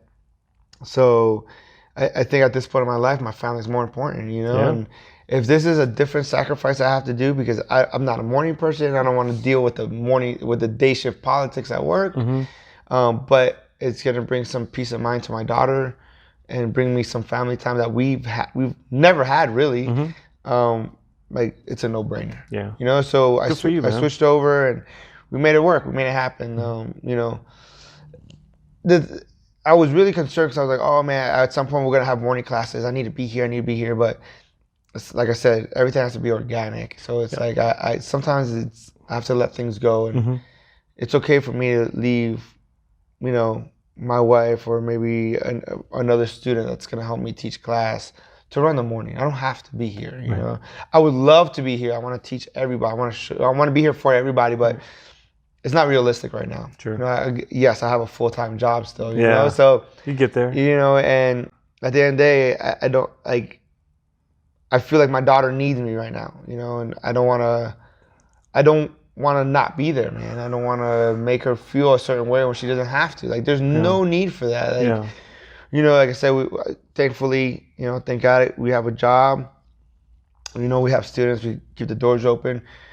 You know, I lied to you. I said, "Oh man, we're making a killing. We're doing great." We're not. You know, we're just starting. We're gonna hit a year in May. We're doing amazing for sure. I mean, we're close to getting to 100 students. You know, that's like, amazing, man. We have certain goals that we want to hit by our 1 year mark. You know, we don't have a big investor. We have no investors. We have no big, you know, team or big, you know, company or big like backing sponsors. Nothing. You know. I mean, we didn't really talk about my sponsors last time, but yeah, I'm sponsored by a couple guys. I have a few sponsors, but I mean, nobody's cutting me a check every month for this place. Nobody's cutting me. You know what I mean? Like me and my wife are the ones that have to do our marketing or social media, keep track of the books, we're doing everything. You know, we are the team. Yeah. You know, and with that, like the students they're doing a phenomenal job of word of mouth, of reposting, they're taking it upon themselves, you know, to share what they're experiencing and bringing more students in. So, you know, but it's the whole vibe thing again. Everybody wants to do a part to support, to see this grow, to see this happen. And it's and dude, I love it. It's amazing. You know? And, so with that, you know, I was like, okay, let me go to days and see what happens for the next 6 months. Every 6 months we have an option to rotate. But it's turning out great, man. Like I said, I have a full weekend actually. Because before I used to get off of work at Friday morning, and if I wanted to feel like I had a full weekend, I'd stay up. So let's go back to Thursday. I wake up Thursday anywhere between 12 and 2 in the afternoon, right? I'd spend some time with my wife and Enzo because Emma wouldn't get off of school till 3. By the time we picked her up, then it was time to come here. So I teach, train, go to work, get off at 7 in the morning, Friday morning. So it's my weekend. But if I slept that, you know, half of that Friday, when I woke up, I'd come and teach and train and then go right back to sleep with my family. So I'd practically miss my entire Friday. So what I would normally do was when I get off at 7 in the morning, I'd stay up. So I'd stay up all morning with my wife. We'd take care of our errands. Sometimes we maybe grab a bite to eat together, you know, spend some time together. And then come and teach. And then I'd finally go to bed at night with them. So I'd be up for way more than 24 hours. And then next morning, open mat. We have a full Saturday, go back to sleep Saturday night, wake up, either train, now open mat. And then by 5 or 6 p.m., I have to go to bed and take a nap because I have to be at work that night. And if I didn't take a nap, I'd be struggling the rest of the week. I'd be rough, way man. behind, right? So half my Sunday would be gone, or actually 3/4 of my Sunday would be gone, because between the gym and taking a nap, I saw them in the morning when we wake up, hang out with them, maybe we'll all eat breakfast, and that was it. Right. Then I get back, we'll eat lunch real quick, and I shower and go to bed. They're not gonna take a nap. They're awake. Right. It's the middle of the day. Yeah. It's the middle of the day. So it was. So now I have a full weekend. I get off at 3:00 Friday. We come teach. We have dinner. We might stay up late Friday nights, and then I have all Saturday, all Sunday, and I'm going back to work Monday. So and that, once again, like, that's the norm for most people. Monday through Friday and Saturday, Sunday they're off. That's the norm for most people, and you get complacent. You just this is normal. This is whatever. But when you're not in that situation, and you finally get it, man, you appreciate it so much more. And you realize how valuable it is, man. Yeah, that's the thing. And there are a lot of people out there, I think, that like time management is really, really difficult for them, whether it be because they're just naturally unorganized, or they don't have maybe like a support system like you with your wife, or it's almost like this. It can be this daunting task if you allow it to be, where it's like, it's just so much, I can't figure it out. I don't have time for anything. I hear that all the time with people when I ask them, if they don't work out, if they don't do this, and they're like, I don't have time. But they have 5 shows that they watch all the time, and it's like, well, look, I get it. We all want to enjoy life, and sometimes we need what I call junk food for the brain, right? Whether it's a show, I'm an American Idol sucker, right? They give me with the emotional stuff every time. I turn into a big baby. But I enjoy that, I make. But I also share that with my wife too. That's kind of our time, and we both love it, and it's fun for us, and we snuggle up on the couch, and so it's kind of quality time. But I think people struggle with finding the balance of everything and kind of regimenting. Yours seems like it's kind of regimented with just everything you have going on, plus having your wife to help back you up. But I think they're not also. A lot of people aren't taking the times at some point 100%. And saying, okay, here's what I have to do, right? I have to sleep, I have to eat, I have to shower, I have to go to work. And then all the times in between, how am I going to get all the things done that I want to get done? I'm going to set some goals, and how am I going to get them done? Here's my thing with that. I don't feel sorry, and I don't like excuses. I don't feel sorry for people that say I don't have time and I can't. Sure. Because of what I've accomplished. Sure. And what we're doing. And because of, like, I grew up in a household where, for the most part of my life, my mom, she figured out a way how to do it, man. With 2 kids, and then my stepfather came along in the picture. They had 2 more kids, my 2 other sisters. So 4 kids. They're both, making ends meet or trying to figure out, and they made it happen. You know what I mean? And if it was regardless of, hey, you guys are old enough to watch each other, or, whatever they did, there was always a Christmas, there was always, our birthdays, there was always food on the table. It didn't have to be much, and it didn't have to be a lot, but it was always there. There was always a roof over our heads. And regardless if they had 0 in the bank, but the bills and everything was taken care of somehow, some way. So that was the mentality I had. You go out and work for what you want. You go out. You don't ask for handouts. You don't wait for handouts. You don't. You're not hope entitled. It's gonna happen. You don't hope, and you're not entitled to anything. You know what I mean? Like, my mom never once did I ever see her feeling entitled for anything, man. Like, so to me, that's already instilled in me. Right? To me, that's already, okay, if I want something, I got to go work for it. I got to go earn it, It's valuable when you have that growing up. Right, yeah, it's huge. And, you don't realize until way later in your life, unless you're like super mature, which I wasn't. Yeah, you don't realize until you're way older. Maybe now you're in those steps. Now I'm in my parents' place where I'm a parent, I'm a father, I'm a husband, I'm a provider, you know what I mean? I got to make sure my family has a roof over their head. So, you know, when people say, "Oh man, I didn't have time to, I couldn't, man, I'm tired." It's a choice to sleep, man. To me, it's a choice to sleep 8 to 12 hours. Mm-hmm. You know what I mean? I don't need to sleep 8 to 12 hours. You know, man, since I was 10 years old, my stepdad on the weekends would take me to work with him. He's a painter in the construction business, in the everything business. Mm-hmm. And at 10, he'd wake me up at 5 in the morning, and we wouldn't get home till 10, 11, 12 o'clock at night. That man is a hard worker, man. He'll work all day, every day. You know, he even now he's a lot older. He's slower, but if there's work, he'll go work. You know what I mean? I've never seen him complain. The only time he's like, sometimes he'll be like rubbing his shoulders in bed, and he'll pray, and the next morning he'll back up and do it again. You know? Yeah. And all he's praying for is not for like, give me money. It's praying, give me strength to go work. Yeah. You know? Yeah. It's like, subconsciously you see this and you're just like, whatever, man, whatever. But as you get older, you realize what they're doing and what the sacrifices and the work ethic that they have. And, you know, so when they tell me this, like I said, I was like, man, I got a full-time job. People think I just, you know, I'll take that back. Maybe some of my students, because they're brand new to jiu-jitsu, they think like, oh, they don't see the build-up. They didn't see the background, you know what I mean? Maybe they just see the gold medal. They see it's so nice, it's big, it's huge. You know, it's the first gym, 3,200 square feet. Wow, man, you went all out, you know?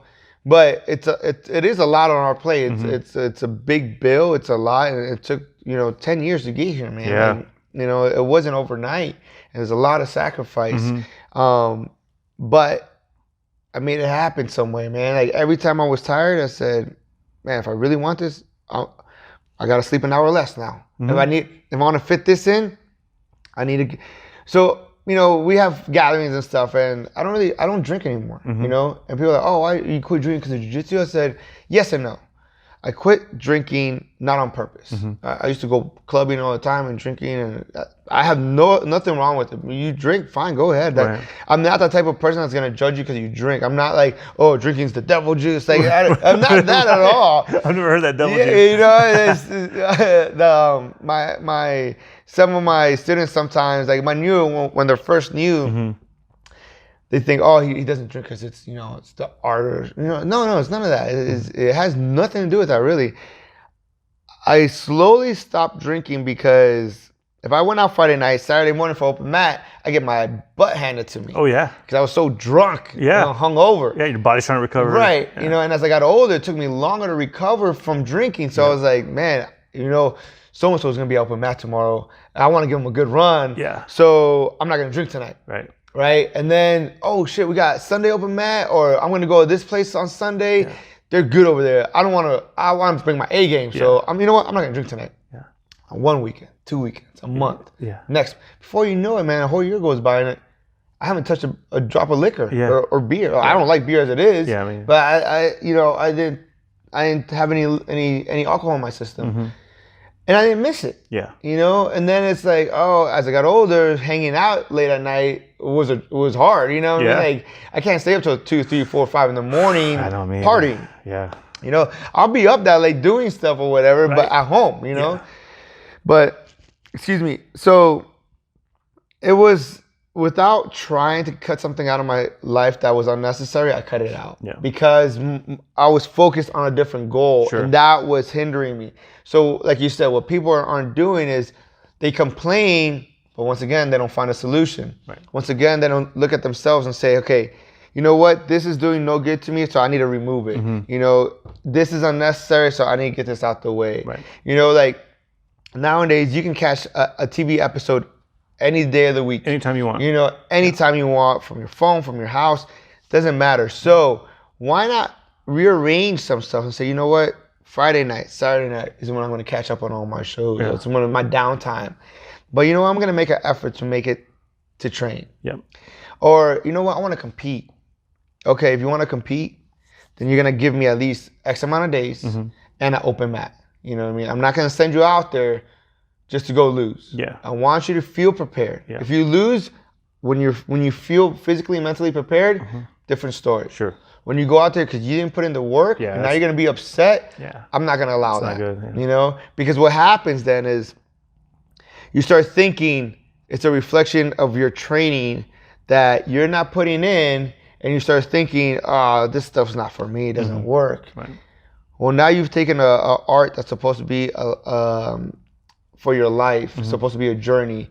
You've turned it solely into competition that you weren't ready for, you threw yourself into. You're getting bad results, negative results. So now the whole experience is negative. And now you just quit completely. Right. Now I just lost you as a student, and being not just here, anywhere you go, you leave my gym, you go anywhere else, to the art, because you yourself put yourself in a bad situation, but didn't put in the time and effort to put in the work. Yeah. You know what I mean? So when I see that too, I say, hey man, I'm glad you love competing, but stop competing for the next 3 months. I don't want you to do any more tournaments. I want you to focus on your technique. Right. In 3 months, we'll find a tournament and you'll go do that. Yep. You know, but if you're going back to back to back and you're just, okay, maybe you collected a medal, right? You lost, but you end up taking third. Right. Oh, I took third, but your technique's not getting better either. Or maybe you lost first round and now you didn't get a medal because there was 5 guys in your division instead of, 3 guys or 2 guys. Yeah. You know, now you're like, oh man, I've been working so hard, but no, you haven't. You know what I mean? That's a strange thing when I hear people say that I've been working so hard. Right. I've had to catch myself sometimes feeling like I'm working hard, and this could be with anything in life, right? It can be work and home, and then I see someone like you. I have a lot of friends out there that they're all killing it and doing all these things and traveling and families and all the extracurricular things besides full-time job and training. I'm like, okay, I'm not really working that hard. And I grew up much like you. It was actually I had both my parents and stuff, but my dad was military. He didn't take any shit. Right. My mom, she grew up. She was one of 13 kids in a big Mexican family. Dang. My grandpa didn't take no shit. You know what I mean? Right. And so. I grew up in a very strict, a very regimented, a very hardworking mentality mindset. And look, I didn't have a lot of struggles financially in our families. My dad made, he was in the Air Force. He made good money and was always very smart with it. So I didn't have that kind of struggle.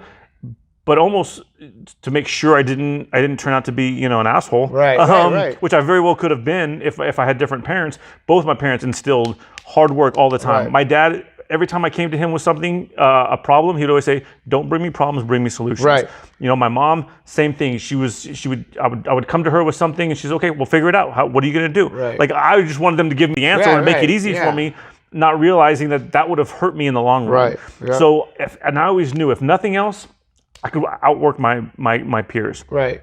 I took that into my professional career. I had really no education, and I went from just working my first job was I was a security guard, meaning I just walked around and made sure doors were locked and stuff. It was nothing. Right. And then I got other jobs, worked my way up into different management levels, and now I make a very good living. I take care of my family, and all because I was able to outwork people. Right. It wasn't because I had a great education. You didn't accept. No. You wanted more. I wanted more. I always wanted to grow and to learn something new. And hey, this is what the bosses are doing. Teach me how to do it. I want to figure. I can do it too. Right. And so having that kind of mindset, but I owe all that to my parents. Right. All of it to my parents. And you having that same mindset too. It's invaluable. You don't like it as a kid. No, you hate it as a kid. Yeah, I had the meanest parents in the whole world. I had chores. Yeah. I had to do my sister's chores on top of man chores. That's how my mom saw it. She was really old fashioned. Yeah. You're gonna do everything in the house. My mom made me do everything minus cook. She never showed me how to cook. Which now I'm like, I wish she did. Right, of all the things. Right, But she made me do everything. Laundry, clean the house, do the lawn, everything. She made me do everything. And back then I hated it, We're kids. We just want to play. We just want to not do You want it easy. Want it easy, And now I see I see the results and I appreciate them more than ever, man. Oh yeah. And like I said, that's why I don't feel bad. I don't feel, oh, I'm tired. Yeah, I'm tired too. Yeah. You know what I mean? But on the flip side of it, I think that also drives my students. Yes. Because I'm here in front of them. I'm not the type of guy to come teach class and not train with them. Because I said that competitive aspect is just I've tried to close it down a little bit just to, okay, I have a gym, I have to focus, but I can't, man. Like, it's not you. I feel like I'm fighting it more than embracing it, you know. And I feel like I found a good balance, and I'm finding a good balance where I can do both. There's no reason why I can't. There's other instructors, athletes, you know, that do both, and don't get me wrong, you know, at the end of the day, they might have help. They belong to a bigger team, so they might have other black belts come in and help them while they're getting ready for camps and stuff, and that's fine, you know. I mean, like, that's great. And I don't necessarily have that, but I have friends, man. I have friends in the Valley. I have great students. These guys have amazing hearts. Their mentalities they're daily getting stronger, you know, mentally and physically. I don't hold back with my students. I show them everything I know every day to bring them up. I want these guys to tap me out. I want these guys to push me. I want to build these guys up. You know, when I say guys, I mean like everybody, from my kids to my females to my young and older men. You know what I mean? I want to build them all up. Man, one day I want one of the kids to be out here teaching. You know what I mean? Like that's a dream for me. Like, that's a vision I have. I don't plan on being here for just a couple of years, man. I plan on being here for a very, very long time, you know? And I have big dreams and plans, not just for this. And, you know, I feel like, you know, over time, man, I could be one of the biggest, you know, academies in Vegas, man. I could be one of the strongest academies in Vegas. And it's going to take time, and it doesn't go back to, I'm going to compete with that gym and that guy and that. Because like I said, I have friends all over. I want everybody to be successful. You know, I mean, to be honest with you, like, I left Zenith. I got kicked out of Checkmat, you know. But even with all those guys, I want them to be successful, man. I don't hold a grudge towards anybody, man. Like, I still got respect for Rob, you know. I don't really see Raquel and Hanato anymore. Maybe like in the tournaments and stuff like that. But I wish them the best, man. Like, with their success, with their gym, with Venom over there. Like, it doesn't bother me, man. Like, you know, that's the right mindset. Yeah, you know, at the end of the day, I don't. You know, they're gonna tell me, we spoke and stuff when I first got kicked out. You know, like, at the end of the day, the rule was. The affiliations can be within 5 miles of each other. This gym and Venom gym is 4 miles, right? And that's what they stuck to. And they say, hey, man, you know. I said, all right, cool. You know, it is what it is. Sure. You know, in my head, I was like, hey, man, I cater to more like military people on this side of town. Sure. They'll cater there. We're 4 miles away, and this city is a long way. Like, plenty of space, and the way the gyms are and the roads, like, we're not gonna cross each other. Students won't cross each other. We'll be fine. You know. Not everybody was on the same page. Not everybody saw the same vision. But I'm not going to sit here and say it was them two that didn't want it. It was the staff that didn't want me. To me, it's like, it's a blessing in the sky that I got kicked out. Because I would have never leaped forward to create Honey Badger BJJ. Yeah. You know what I mean? To do my own thing. Yeah. I had, you know, a bunch of people tell me, even before, when I first left Zenith, Rob, and before I joined Checkmat, even though it was like a very short period in between, do your own thing. Do your own thing. You don't need nobody. Do your own thing. And back then, I didn't believe in myself enough to say I could do it on my own. No, I need backup. I need to belong to somebody. Nobody's going to want to come in my doors. Like, almost kind of like a safety net kind of a thing. Yeah, nobody knows me. All I known is to be part of a bigger team than me. Like, there's no way I could... And I never wanted, my intention when I left Zenith was not to create my own team. You know, regardless of some of the rumors I heard and what they were saying, I didn't get big-headed to the point where I was like, oh, it's all about Honey Badger and that's what I want. That wasn't the case. That was the furthest thing ever, man. Like, I wanted to build a gym under Zenith. I wanted to create that. I wanted to be part of the tree. I wanted to be a branch. I wanted to expand it.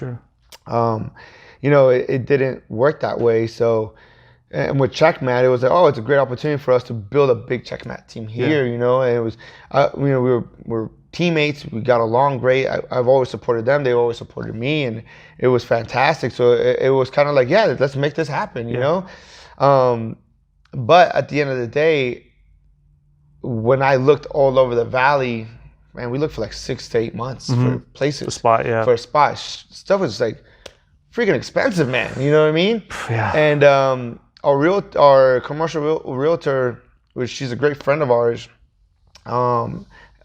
she found this place, and I was like, it's too close. You know, she goes, look, you know, this is a great price. You know, I don't think you're gonna find anything better. Great price for the square footage, for this and this and this. And I said, well, yeah, I think if they come back and tell us that we'll go for this price, then we can afford it, then let's do it. Okay. And they did. You know, the landlord was like, yeah, let's make it happen. You know, Wow. so I was like, oh shit, okay, yeah, you know, and so I said, well, this is gonna go 2 ways. Either they're gonna be okay with it, or this is gonna cause a lot of waves. Yeah. It caused a lot of waves. And like I said, man, like I think, you know, now it's like, regardless if, say, they were on board to try to, regardless if they fought for me to stay on the team or they fought for me to get me off the team, it wouldn't have made a difference. That's right. Right? Because at the end of the day, it's not their team. Right. Right? You know, it's Leo's team, you know? So at the end of the day, it's his decision, right? And I don't think he's a very easily influenced dude, you know? Like, you know, he's made millions of decisions over the years of his journey, of his career, similar to this, I can assume, you know? So it was what it was.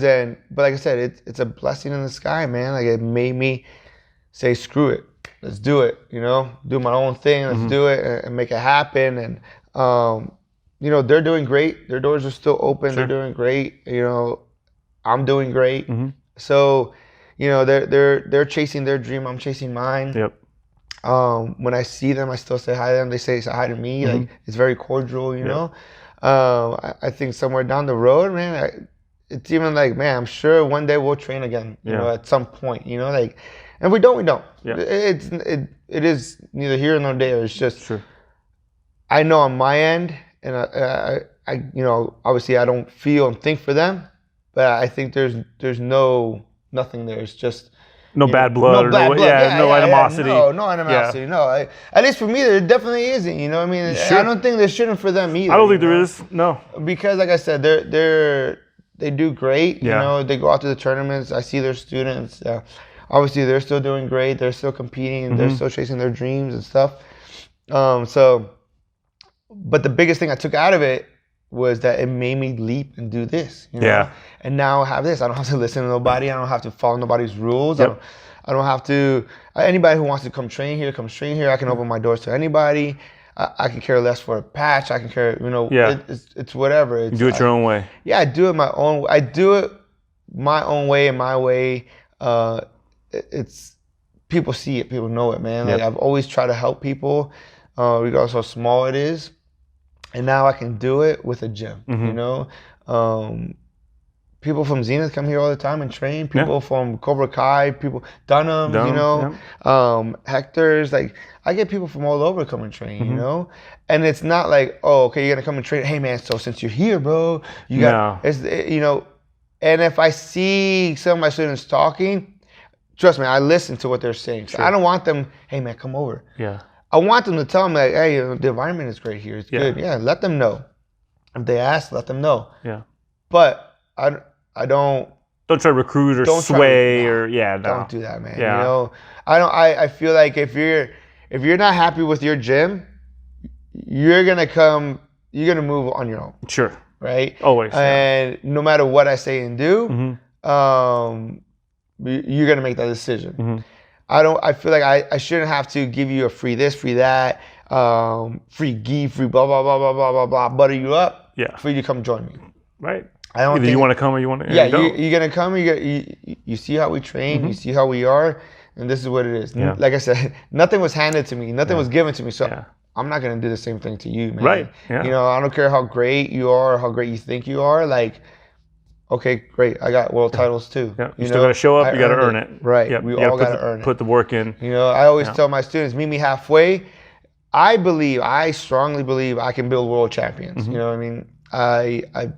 You know, maybe I don't have an adult world's gold medal, but man, I've trained with these guys. I know the work ethic. I know I can put in the work ethic, and I know I can get somebody to be a world champion at their age, at their level. You know what I mean?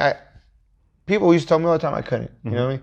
People used to tell me all the time, you're not gonna be sponsored by Shorty Roll. You're not gonna be sponsored by AP. Like, no way. Yeah, APs. I mean, that's no joke. I mean, I know a lot of people, a lot of gyms want to be sponsored by them, and they're not. Right. You know, I mean, they're very selective. They've become even more selective now. That's what I hear. Yeah, and for people who don't know out there, AP, you know, they're the Rolex in the industry for jiu-jitsu gear and just the overall. Their presence and what they represent, so it's not easy. No, definitely not. And even back then it was pretty hard because when I got picked up by Shorty Roll initially, I was in my 30s and I was a purple belt. I had just got my purple belt, so that was unheard of. They'd pick up, you know, adults at, you know, either winning world titles and or a black belt. You had to have one or the other. Sure. And if you were over 30. Normally, if you were over 30, you were a black belt gym owner, and it was like a different program you were under. You were sponsored, but it was a different program. Okay. You know, so on the outside, you're just an athlete. Right. But when you know, get to the details, the over 30 black belts with gym owners were under a different contract, right? They just had a different little structures to it, right? Yeah. But you were still on the team. You still had access to all the merchandise, which that was the biggest thing, right? Right. Access to the merchandise. Yeah.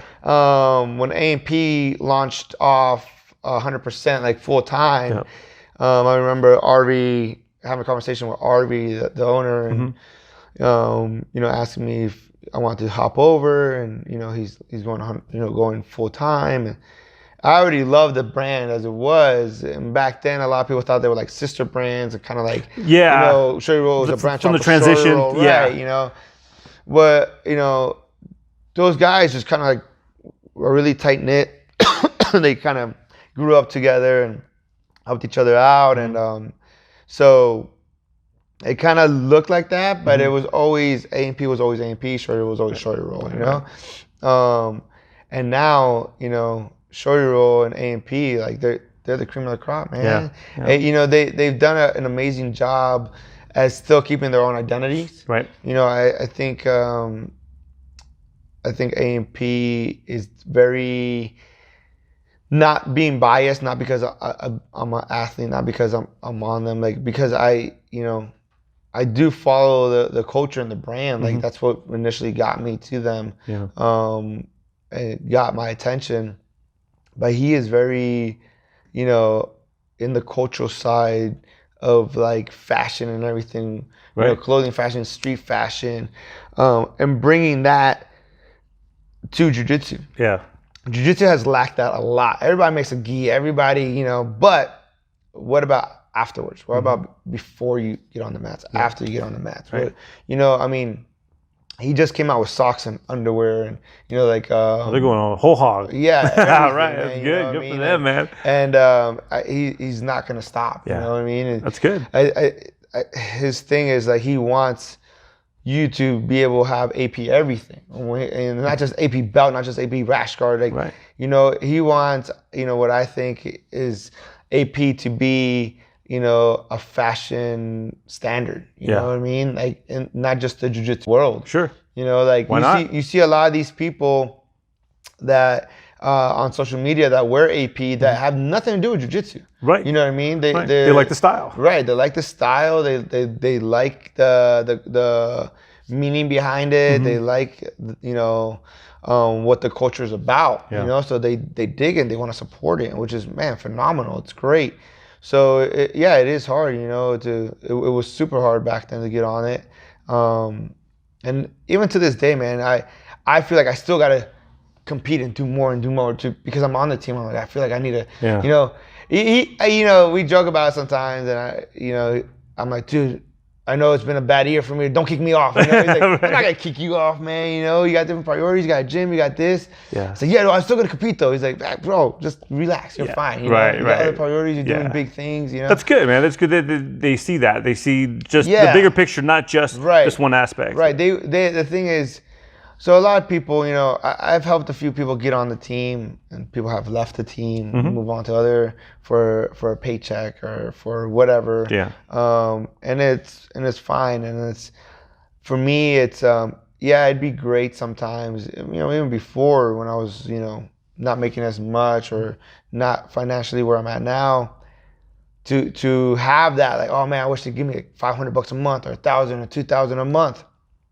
But what a lot of people don't understand, a lot of the young generation doesn't understand, is that a brand like A&P, a brand like Shorty Roll, with their connections, with their influence and their impact, and what they've created and done in the community, it takes you way more, and they can give you way more than financials. Than just dollars. Yeah, it's a bigger value. It's huge, man. Yeah. Like, I mean, when people come in the gym and they see the logo and they see this and they see the uniforms and it's like AP, it gives this gym another layer of premium. You know what I mean? Like, oh, if you come here, man, we have this, like, wow, you know?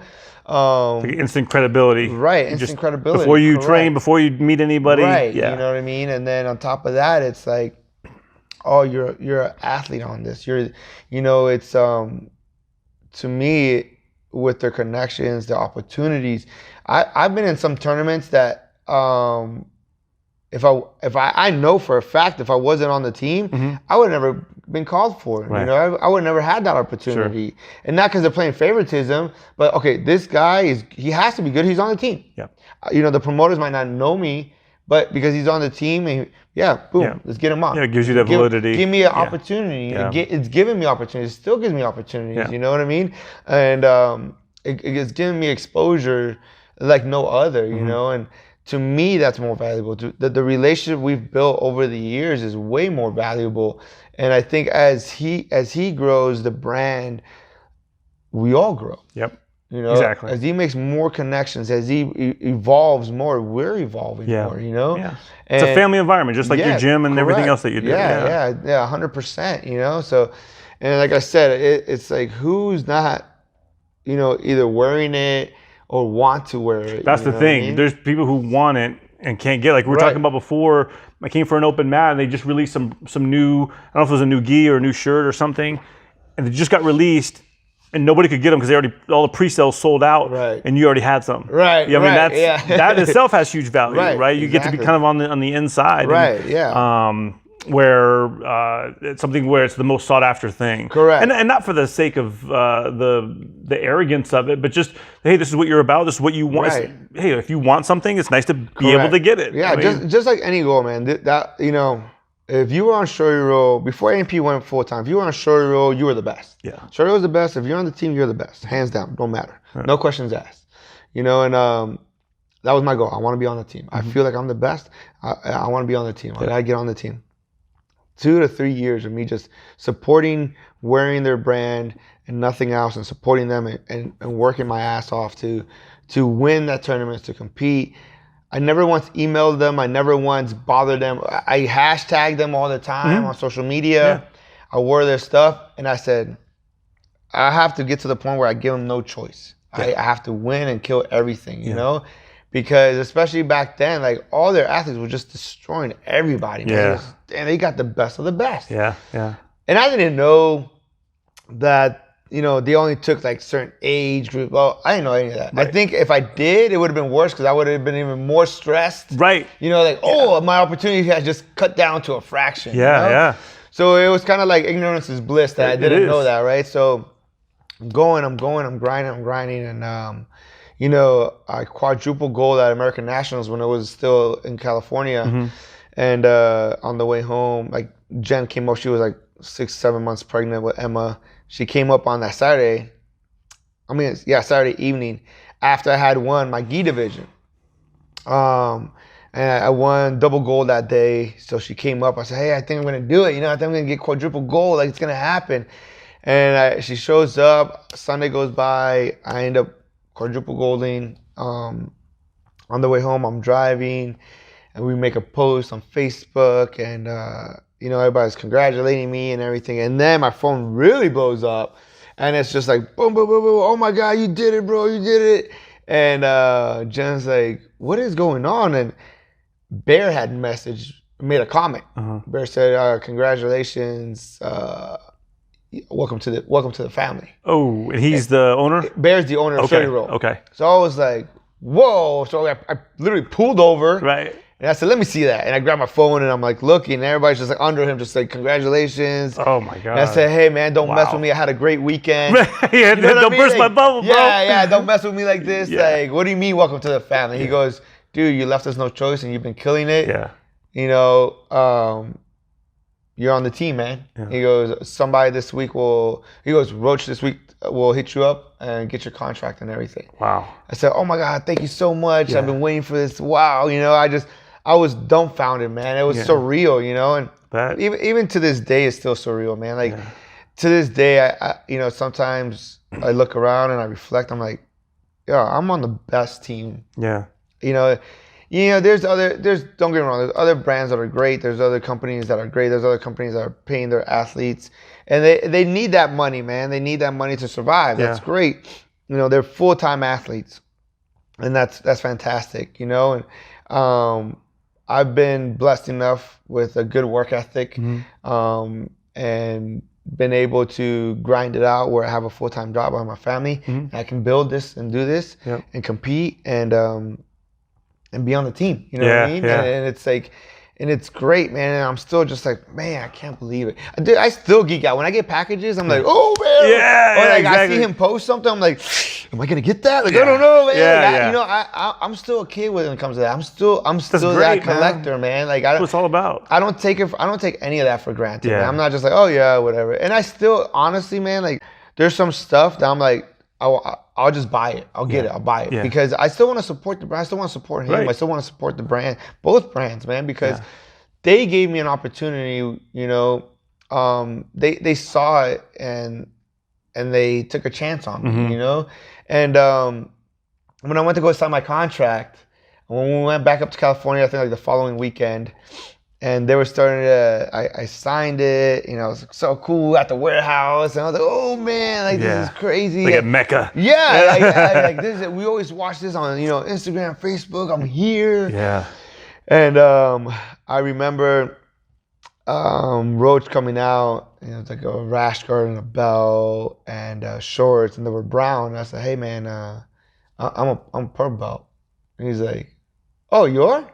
I thought you were a brown belt. I was like, dude, I got so nervous. Right, like, well, in that case, right, I was like, take us all back. Right, I was like, is that gonna change is that gonna change everything? Like, you know, he's like, no, he's like, no, I just assumed you were a brown belt, man. Like, no, it's good, don't worry, because I had just got my purple right before American Nationals. Okay.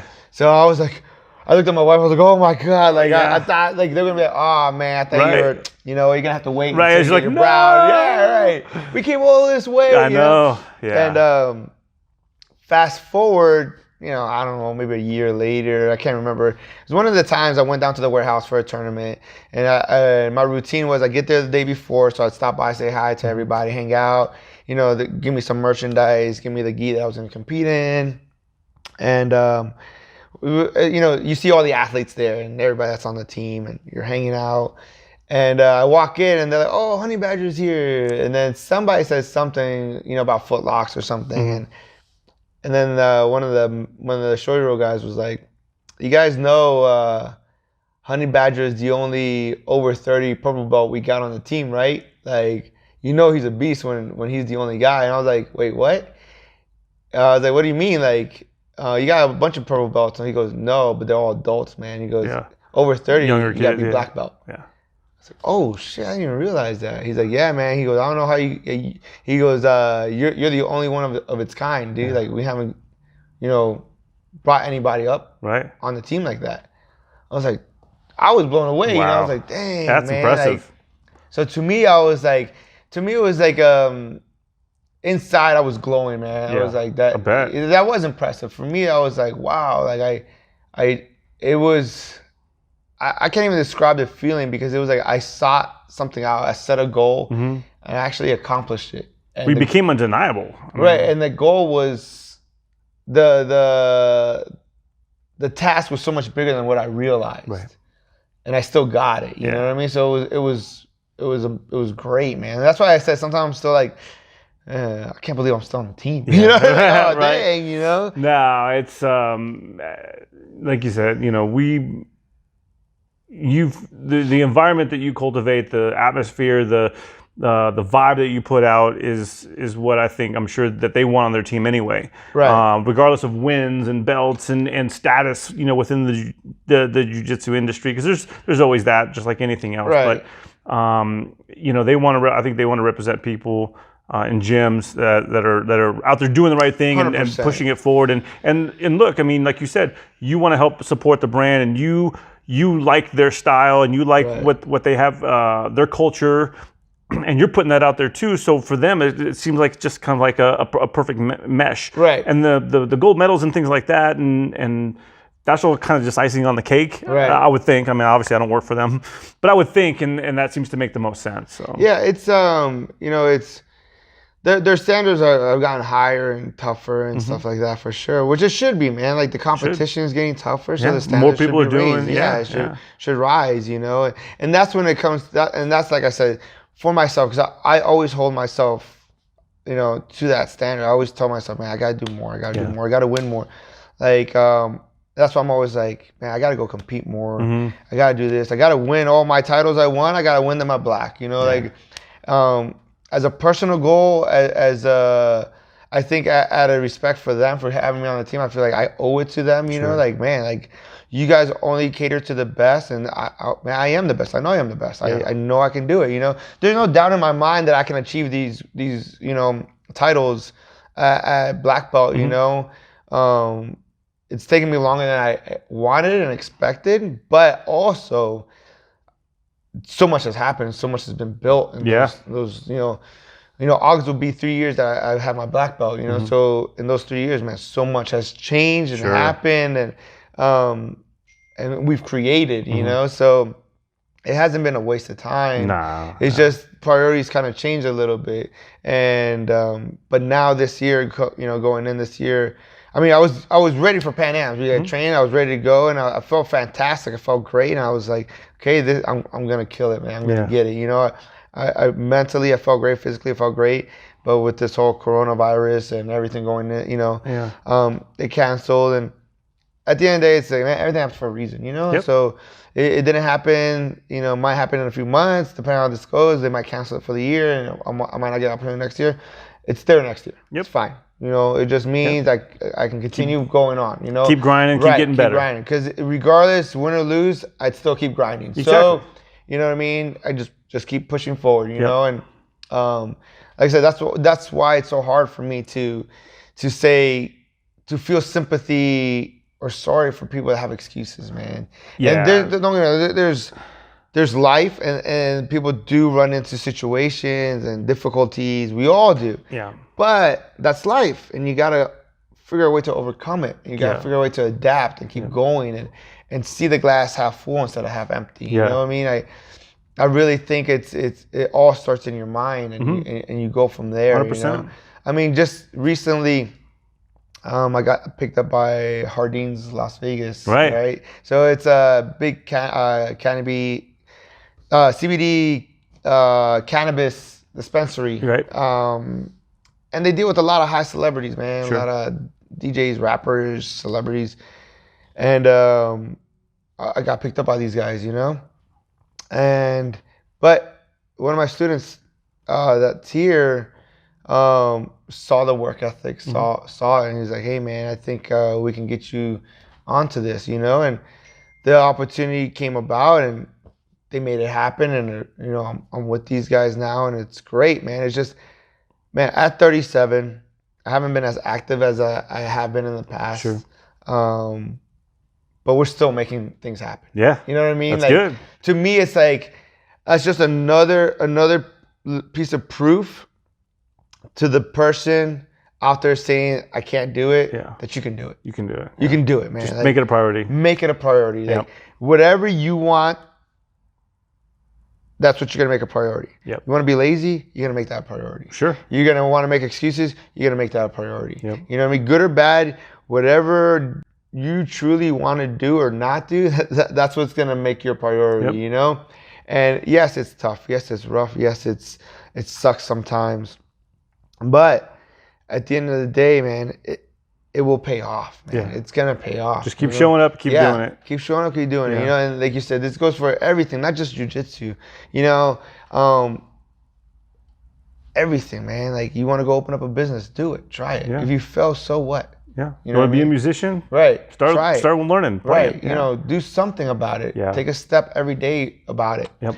You know, forward with it. You know, man. Like I said, I want to be here forever, but next year I might close the doors because of whatever. Maybe I don't know, man. Anything can happen. Sure. You know. But that won't deter you from putting the effort. Yeah. I'm gonna say, okay, let's go back. Where did we go wrong? If it's something we could have done better, let's try again and fix it, and let's do it again. Right. You know what I mean? Does it hurt the ego and the pride a little bit? Yeah. But should it hold you down? No, man. No.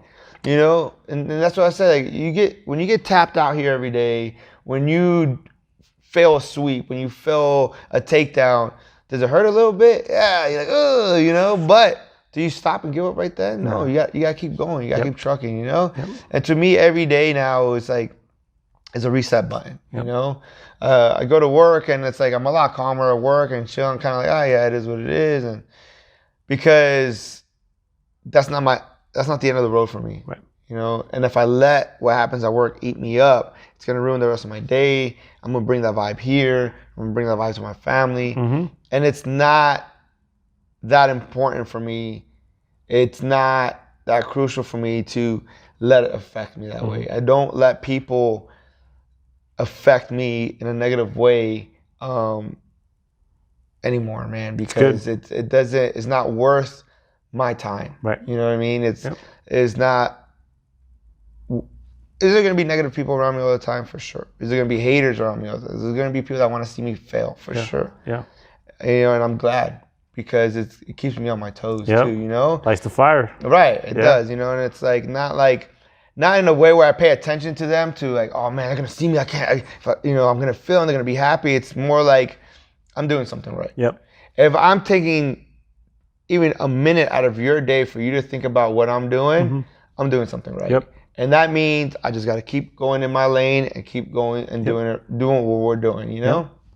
And everything else will play out, you know?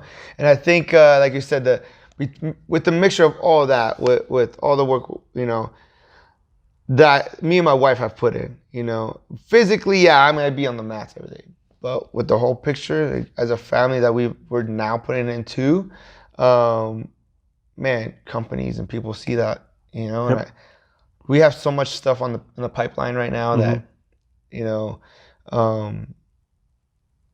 when I say we're just getting started, man, we're just getting started, and we're only gonna get, you know, bigger and more than just one way, you know, and it's gonna benefit and it's gonna help not just my family, it's gonna help out all my students, it's gonna help out the community. Where, man, I want to, and the more I get, the more resources I get and have, more opportunity for me to give back, man. Like I want to give back, man. There's so many things I want to do, but I don't want to quite say yet, because I want to make and I want to make those projects happen. Yeah. Right.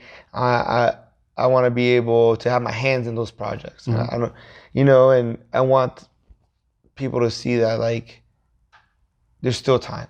To help out and do. Even though you got everything going on, you still have time to help out and do and give back. You know, and it's a good message. Every time you give back, it doesn't have to be a social media post. You know. Yeah. You know, because it kind of takes away from the purpose. From the purpose, from the action. Yeah. But there is time. You know, you can make time no matter how little, how big it is. You know. Just talking about, me and my wife were talking about this, and I didn't think about this at all, but with this whole coronavirus thing going on, and they're talking about shutting schools down for a few weeks, a lot of those kids rely on those hot meals. Their parents can't afford that extra lunch. They can't afford that extra breakfast. You know, they rely on the school giving them that meal because they can only afford their dinner. And it's like, it hit me hard. I was like, man, dang, like, what can we do if that happens? What can we do to help out? You know, and, you know, yes, I got to take care of my family first, and maybe I won't be able to do anything, but I want to give it an honest I want to give it time for me to think about what can I do. Yeah. Maybe it's freaking peanut butter and jelly sandwiches and Sure. bag them up and just, go around the community and give it to them, or say, hey guys, anything. I think, sometimes if it doesn't, like we said, if it doesn't affect you directly, you don't care for it, right? Yeah. Well, this doesn't affect me directly. My kid is gonna eat. She's gonna be fine. They're gonna be fine. But man, what about all those other kids, man? Like, why can't I try to make? Like I said, maybe I won't be able to do anything. Maybe I don't have the resources to do it. Maybe I have the intention of making all these lunches, but it's only gonna last for the next 2 days, not 2 weeks. Yeah. And then what? Or maybe I do all these lunches for a week, but nobody comes and gets them, or nobody grabs them because they're like, that's a stranger. Yeah. Which is completely understandable too. Sure. You know what I mean? Like, I don't blame them for that either. Like, how do you separate a person with good intentions and a person with bad intentions? Right. Put 2 lunch bags. One has poison in it, and one just has your regular meal. Like, how do you distinguish that? I get that 100%. But my intention was there, or is there. And when I like I said, when I think of stuff like that, I'm just like, man, like our toy drive, man, like that was the biggest toy drive we've had from when I was at Nellis with the program over there to our first one here at the Academy. And we went to 98.5 and dropped everything off. 2 truckloads, man, over 200 toys. I think we got up to like almost 20 bikes or something like that. Wow, that's incredible. For our first run, Yeah. I mean, some of you guys from Dunham's ended up bringing some stuff over. We had a couple people bring stuff, and we got it all together and stuff, But it's like, why can't other gyms or other people do that? It took no time. Sure. It didn't change me. It didn't change my hours. It didn't take extra time away from me. All I had to do was make an extra post that you're already on social media, But it's gonna give, hopefully, 200 kids a smile to their face, man. Like, man, you don't know the struggles those kids go through. No. And sometimes those kids, it's not their choice, man. Sometimes the parents are like, they're struggling themselves. They don't have it themselves, or unfortunately, parents just don't give a shit, man. Some parents just aren't supposed to be parents, I know. And it's like. Hey everybody, sorry the video cut off last minute there.